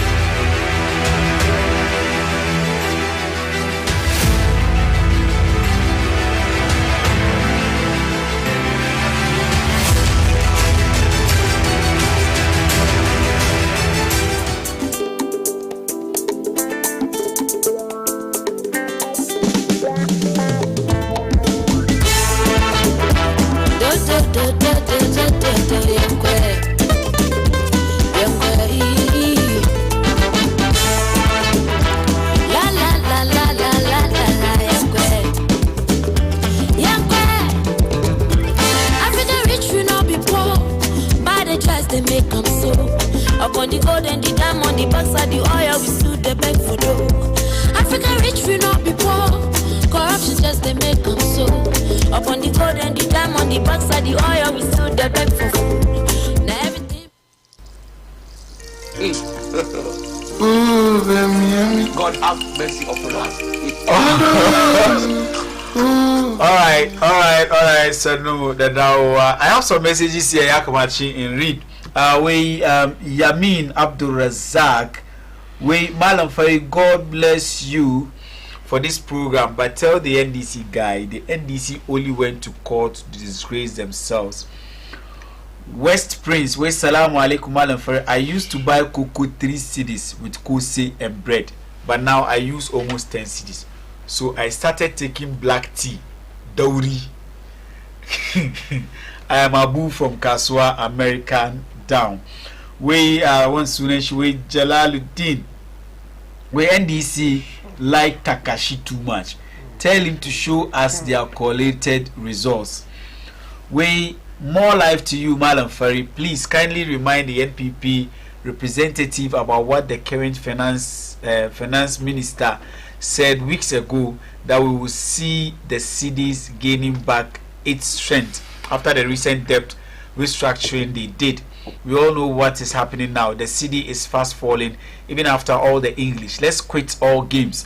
There is increase on there is increase on utilities and fuel every month. Yes, salaries remain the same. Say all you want to say, but when you go to the market, you will feel the heat. Be it NDC or MPP. When you go to the fuel pump, all talks will not reduce the price for us.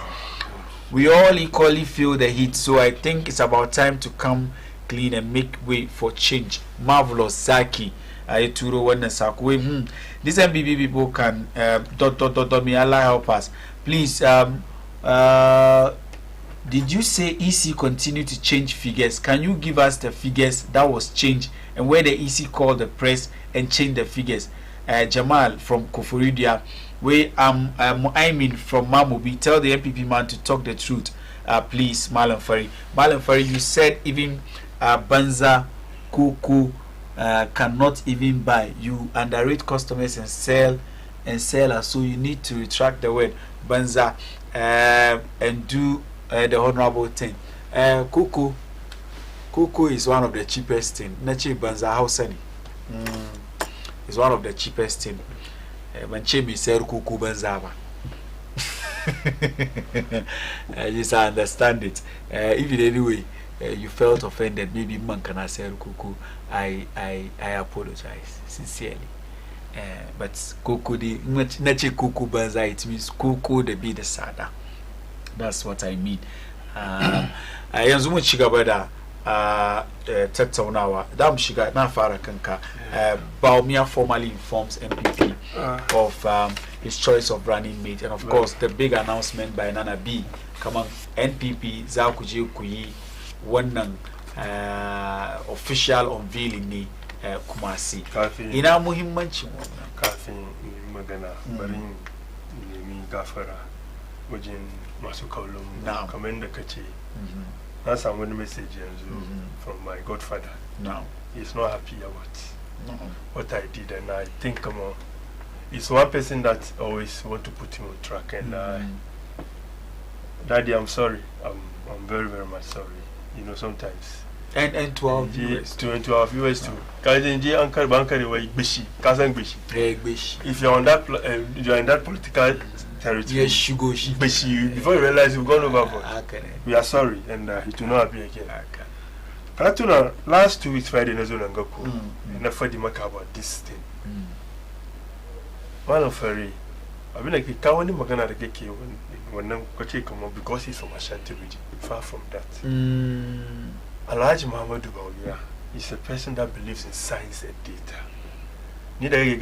I spent months, I spent weeks outside Accra.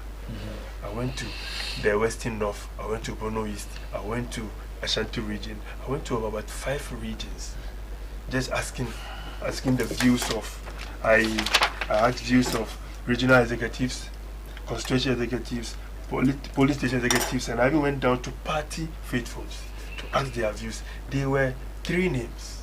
There was a gown man in it, gown lady in it. There was him and another person. Everyone is telling you they see Napo as a favorite man to partner about them. And some of the stories that you can't get jeans you can find the maka. You can't tell me but to the extent that 2020 elections, he was part regions campaigning for this party to win. From 2012 to 2018 in the 80 parliament. So it's part of the senior men in parliament. Politically too, it's very much exposed. And to Agaradukan, the constituency. Bawai here is a constituency member of parliament. Constituency is an Ashanti territory. kuma in Ghana aka ce maka yana da mutane da ke bin shi aka ce maka Ashanti sun cover to bono duka kasan su ne kasan dai sun he has that constituency bayan shi yasa da muka yi wanga muka kawo gaskiya mataimakin shugaban kasa ya fadi muna kamar abinda mutane ke cewa ke ka yasa tun da dai mutane sun ce mu ta yakan ga a ci mu duka mu biya kan nan domin this time and age nan baka zama dakin ka ce wanga nake so let the people talk, let them say kamar wanga muke nema through consultation. Exactly. Yasa da haka kare muka bashi kawai kasan NIB suna da constitute wajen nake aiki mun mu yi namu sai muka bashi kamar gabin da muka samu muka bashi mun bashi round Tuesday Wednesday ta ba president gadami abu da na di kara ma Bawumia. There are two things he compliment Bawumia. View in politics, numbers is the most important thing that you talk of. He has the numbers. He has the numbers behind him. What the numbers? In Kachiri, the region called Ashanti. Ashanti but Kingdom. You disagreed when I... No, I said Ashanti Kingdom. I didn't say Ashanti region. Where he is coming from now, he has the numbers backing him. Okay, so the kingdom goes beyond Ashanti. Exactly. He had the mutanin da ke bin bayan shi. Yasa a wannan kadima numbers ma ka kare cikin ma wannan kadima ya ka kare komai. Kuma in ka zamna da shi ne na faduwa kullun duba na samu opportunity na zamna da shi da tashi a region na tafiya shi wani ce kamar gidan shi ke ga muka zamna bai samu da nazo ne wajen ba a da shi kamar na yake Dagwa Institute the way you welcome me muka yin magana and after I had some mind kamar gaskiya ana faduwa kamar mutum da shi ka gamu da shi kasan in every political party ko ba ka samu kowa bi bayan mutum guda akwai wani ya ce kamar ni dai ba ra'ayi na ke gaba that is why we call it democracy kowa da ra'ayin shi kamar da afiya kubu ya fito da ra'ayin shi kamar ni dai ba wanda nake son ke gaba ka duba majority of members of parliament and they are all behind him before a gan executive members national executives sun ta parliament to meet majority and everybody then sun ji dadi kamar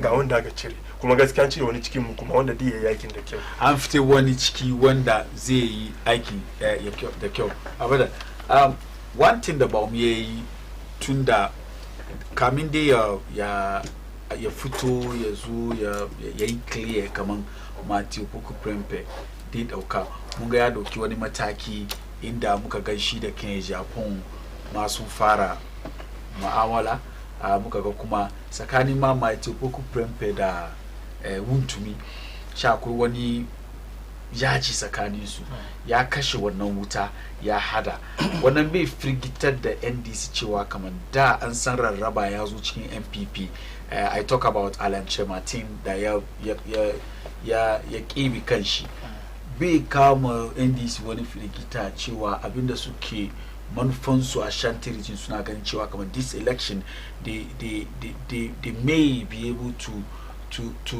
get over the 30% barrier da suke ganin kamar da suka samu wannan ya karfafa musu ya su election da za a yi nasara bai firgitar da ku cewa kamar da NPP now can be uniting. Mallam Fary, I will apologize.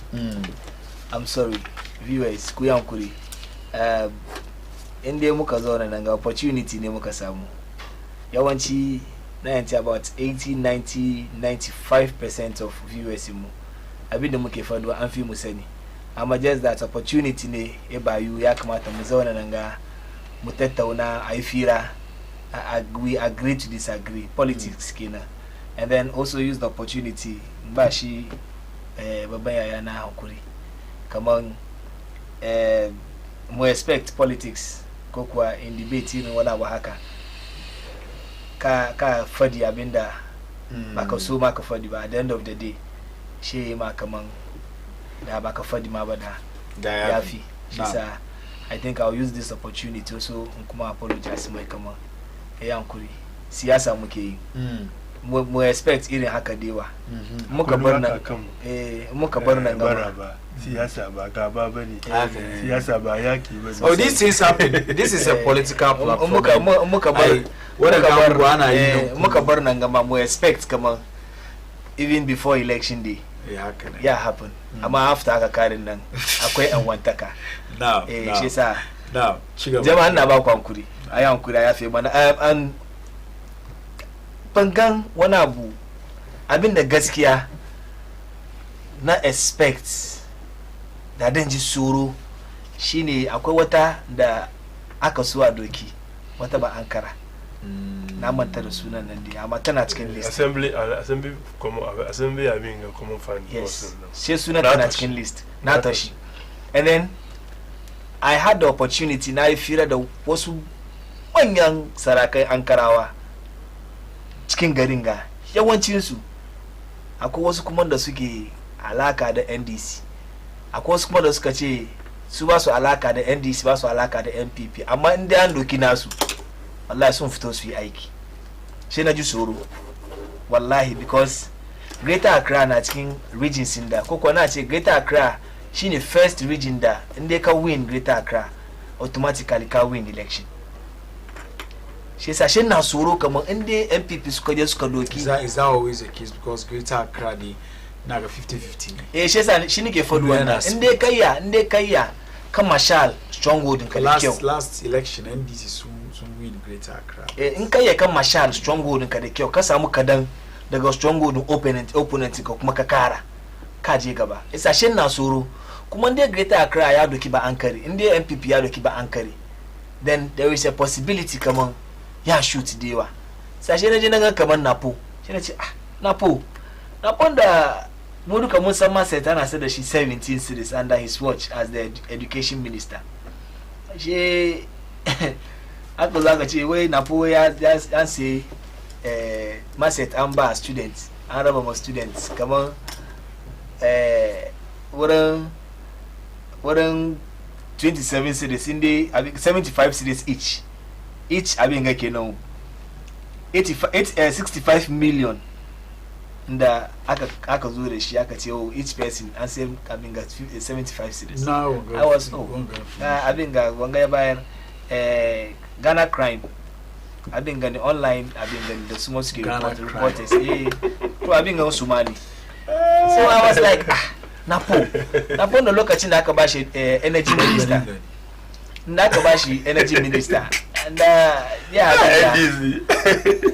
Napo should have at least managed a power sector mu da kyau da lokacin da muke face dumso aka tambaye shi aka ce honorable ya da mu yi da batun dumso ga aka bar ba mu timetable me for the Ghanaians wai ku kuna neman timetable wuri na ko wurin mu ku da kan ku je ku yi timetable sun kuma na ya kuke damu mu haka nan yace he said it no ya ce wai mu je mu yi timetable yasa da yace mu je mu yi timetable for you Mallam Fary so this kind of person da ke magana da mutane like ina magana da ɗan waye ko yana magana da Ghanaians kaman jikokin shi a ce wai an doke shi running mate I'm not surprised I mean then kai wani magana kuma batun wai there is a unity da su me kasan ya wabi ya samuwa former Adenta MP sannan former national communication officer of the new party. They are no longer with the party. Yes, so these are the people that some of them most of them the like of the like of Omarewade, the like of Omarewade is still with the party. Oh, but he left. He's still with the party. Omarewade has not gone anywhere. The likes of Yasunaba Walanga, Hobson Adoye, the likes of Kagani, the people that have served under the MPP. Can't understand. No, the MPP is not the way we've been saying. Kaza Hobson Yazia apologized to Mahama. When about your mama uncle, we have been there for the between John Mahama. They said your mama bawa Allah badi. They said your mama in terms of corruption. The suke ce Mahama yayi kaza, ashe your mama ma bawa Allah ne, according to Hobson. Mallam Fary, according to Hobson, adoye da yanzu ba MPP. Yes. Yanzu ba ai yanzu da bar MPP. Da yake cikin MPP duka shi suna jin zafin fadin abin. Da suka fito suka gane kamar shi abin ma MPP na ma shi sa suka bari. Ka gani? Allah ne ya fito ya zo ya fadi. Wai inda aka ce masu cin abin ga masu cin zarafin gari kaman jeans masu abarin gari ya jijiki she MPP she na ciki ai shi she na cikin duka na cikin gano wannan Mallam Fary sai a takara ba mai ba shi inde kada an na cewa den chem free su ya sino ka cewa sai wana ba kan gaiwa wayan dine cinye inde kada ya fito cikin kuma a poncire ni ya hana shi nama ya hana shi nama ya hana shi nama bai magana lokacin da ake ba shi nama yana ci bai magana da ya je a yagagage ruki aka hana shi shi fito yazo yana ci lokacin saboda bai samu anya ba su galo su turo amma yanzu ya samu anya ya fito ya fito shi da na fadi magana gaskiya da ke cikin daki bani read messages way okay way more I mean I think I've read this one we Hajia Alima Tabarakallah. We the 200 schools JM promised in 4 years. You only delivered 29 uncompleted buildings. It took this MPP government to complete and equip them. Where is it? The NDC guy. I can take you there. Why stop throwing dust in our eyes? I can mention many for you. In this digital age, the NDC should know that science and data. Lies. Don't please let me read my messages. Lies have no place in our body politics. Hashtag DMB 2024 is non-negotiable. Dr. Mahmoud Bawumia is the future of Ghana. Bold solutions for the future. Hashtag Ghana's next chapter. Hashtag it is possible. Wa salamu alaikum Mallam Fary. Please tell my brother to stop the lies. I'm in the same constituency with him. Riyadh school has been completed and commissioned by the municipal assembly from Sadat Sabun Zongo Ablekuma Center. He is karaoke. Wait, Mallam Fary, Mahama. He is lying. He knows that. Mallam Fary, Muhammad completed 46, but MPP said 29. Check is 46, please. Well, good evening. I'm Rahma from Nima, NDC all the way. We assalamu alaikum Mallam Fary. Tell my fellow to calm down and talk to the facts. I think they are talking to you because he has a lot to talk about. My regards to Dr.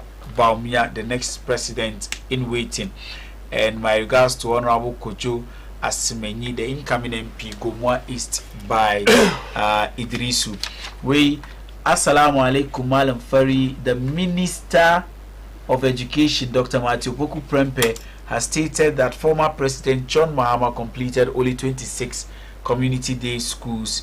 Mishiaka a source where the minister said this, and so the NDT man should revise his notes before coming. We Abdulaziz Kumbasi, Ayawaso North constituency. NPP has spoiled everything for us because now the transportation from Koforidia is now to Medina. Is I don't get your message. Your message is not very clear. When you come away in Nigerian Hausa movie.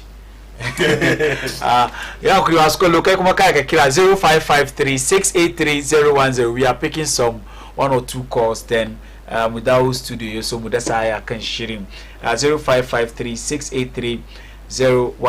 You can also call us on this number so that Kaikuman Canada one rai naka katofa albarkacin bakinka kan batutuwa da muka tattauna akan wannan shirin mu na ma'auni. Yankuri wake kan layi.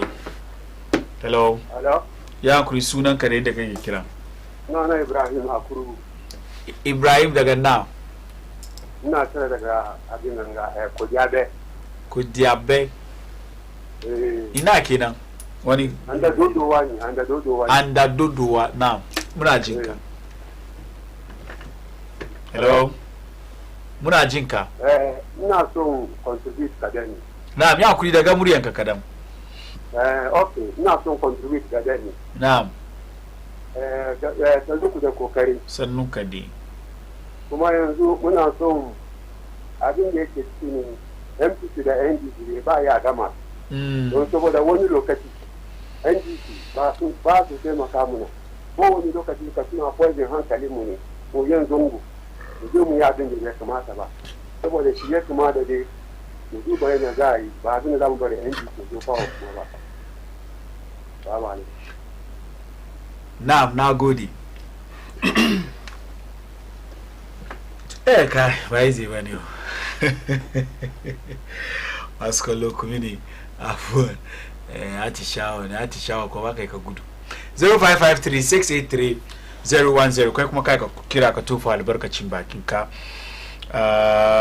wai assalamu alaikum yankuri waki kan layi yankuri waki kan layi daga Ghana daga Kumashi yankuri sunanki sunana Rukayya daga Kumashi yankuri na jinki sunana Rukayya yankuri magana muna ji abin da ya sa shi ya tun da babanci ya yi rigar shi to gana bai sanyi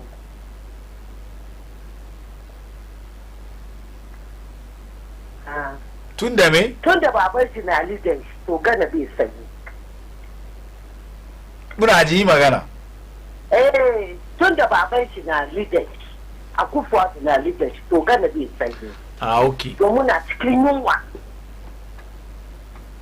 ana jin jiki na muna ji magana na duka ke magana ki duka kenan mun gode da ki kuma naki kira da kika yi muna kai kuma kai ka kira mu a 0553683010 ka tufa albarkacin bakin ka za mu doki last caller yankuriwa ke kan layi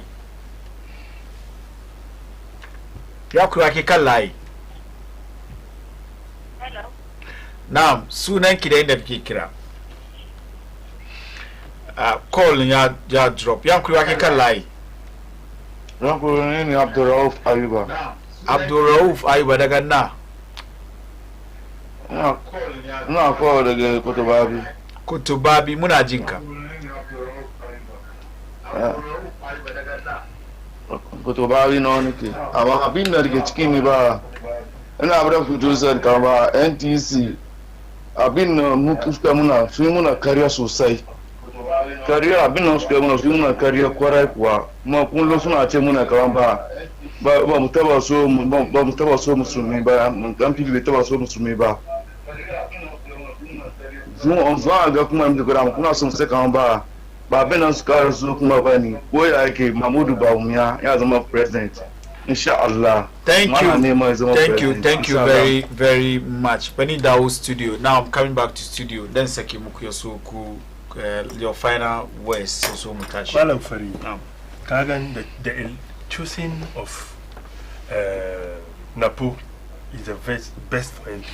Kagan dan wana ya maganganu da yawa wai obstinatoye Koku Anudo is still a card-bearing member of NDC. No, he is not. He is still a card-bearing member of NDC. Very reasonable. He is still a card-bearing member of NDC.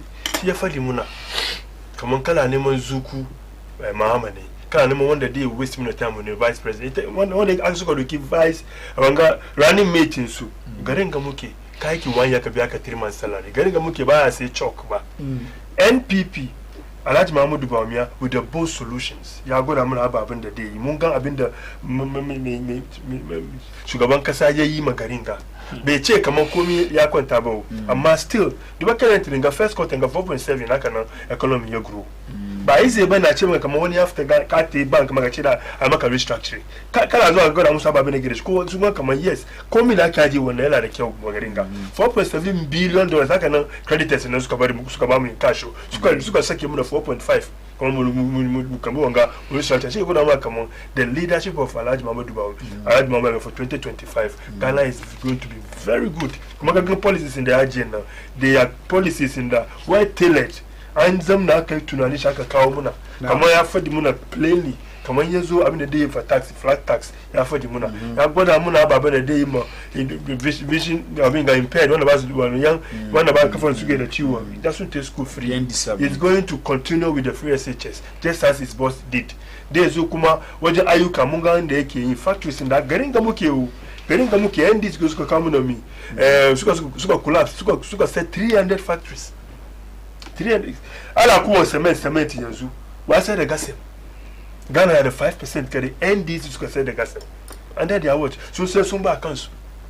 Thank you Mallam Fary na gode yayi batun da ka sauka ne okay yayi batun growth kaman economy na grow Mallam Fary kai cikin program ka dazu koko yau nawa ke sai koko 1 year text transportation from Kufurudi zuwa Accra zuwa Madina ban dai san ko nawa bane naje Kufurudi ya dade amma da nan zo nga da nan zo Uber from gari ya karfi ba kenan da suke duka malam gari ya karfi ba kenan wala duka Uber ba so yin yana sauri gari ya karfi kenan wala duka Uber na tashi na from class gari ya karfi ne Mallam Fary from gari ya karfi wala duka Uber alhamdulillah Dr. Maudo ya kagan digiri da kawun nan yana tanye Mallam Fary from class from inna lillahi wa inna ilaihi raji'un bari magana yawo Uber da nake zo da shi normally inde na zo program da wuce wani lokaci me abin ga ba 40 cities 47 cities 42 cities yau da nan zo 57 cities haka na biya 40 cities can understand 57 cities from Kauli na understand from Kauli to ku gaskiya nan ga Kauli na 40 cities Kauli kayan suna faruwa Alhaji Bawumia ya taba wani magana where if the fundamentals are weak the exchange rate will and the fundamentals are weak we are seeing improvement in the economy Mallam Fary that's yo that is Alhaji Bawumia if the government is weak the system will expose we are seeing growth in the that is exposing them yo what is the system now Kadoki Uber yo tomatoes let me somebody tomatoes we have this I have a caller on I want to okay ana said that dai wanga lokaci Mallam Fary 5 cities kariya ne ana said that spray can spray da muke spray da shi mai da kiyashi lokaci da muke sai shi 8 cities su ta ku follow ga bai ba wani advert amma Mallam Fary yo petrol Mallam Fary kai da ya ka amma 16 cities 1 liter shortage of fuel in Mallam Fary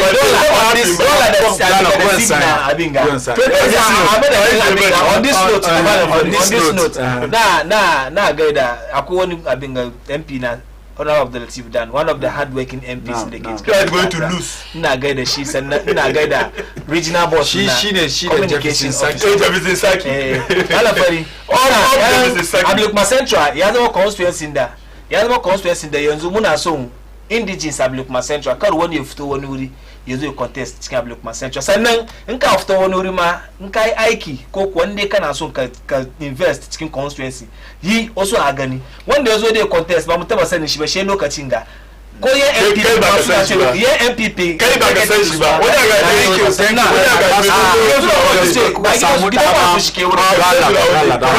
maskoloro ku samu dama kuka kalli wannan shiri kuma kuka turo mana sakonnin ku muka bude phone line kuma kai kuka kira ku tufa albarkacin bakin ku mun gode kwarai da gaske da wayanda kuma kuka ma kenan kuna fama ku yi ku shigo ciki kuma ku tofa albarkacin bakin ku amma ba ku yi ku shigo ba duk mun gode muku baki da fira da muka zauna muka yi nan inda muka yi kuskure ku yafe muna domin Allah ma ya yafe muna dan siyasa ake siyasa shi kuma wasa ne da zafi shi yasa a san haka insha Allah na gode ma da Sami a MCR Courage a MCR Abdulmanan Mukhtar da executive producer na Rashida da kuma waɗanda suka taimaka mini shi fellow from Dankwa Institute da kuma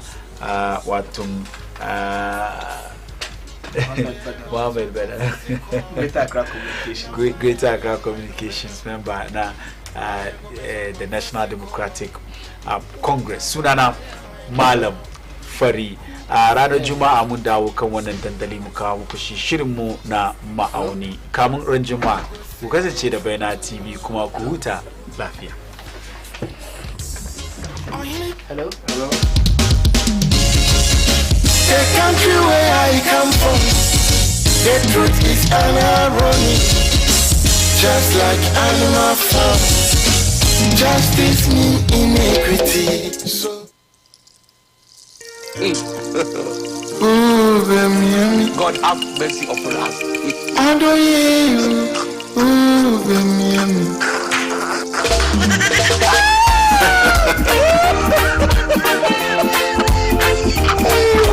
If you give me thousands of Ghana cards and $1 US, I will choose the dollar.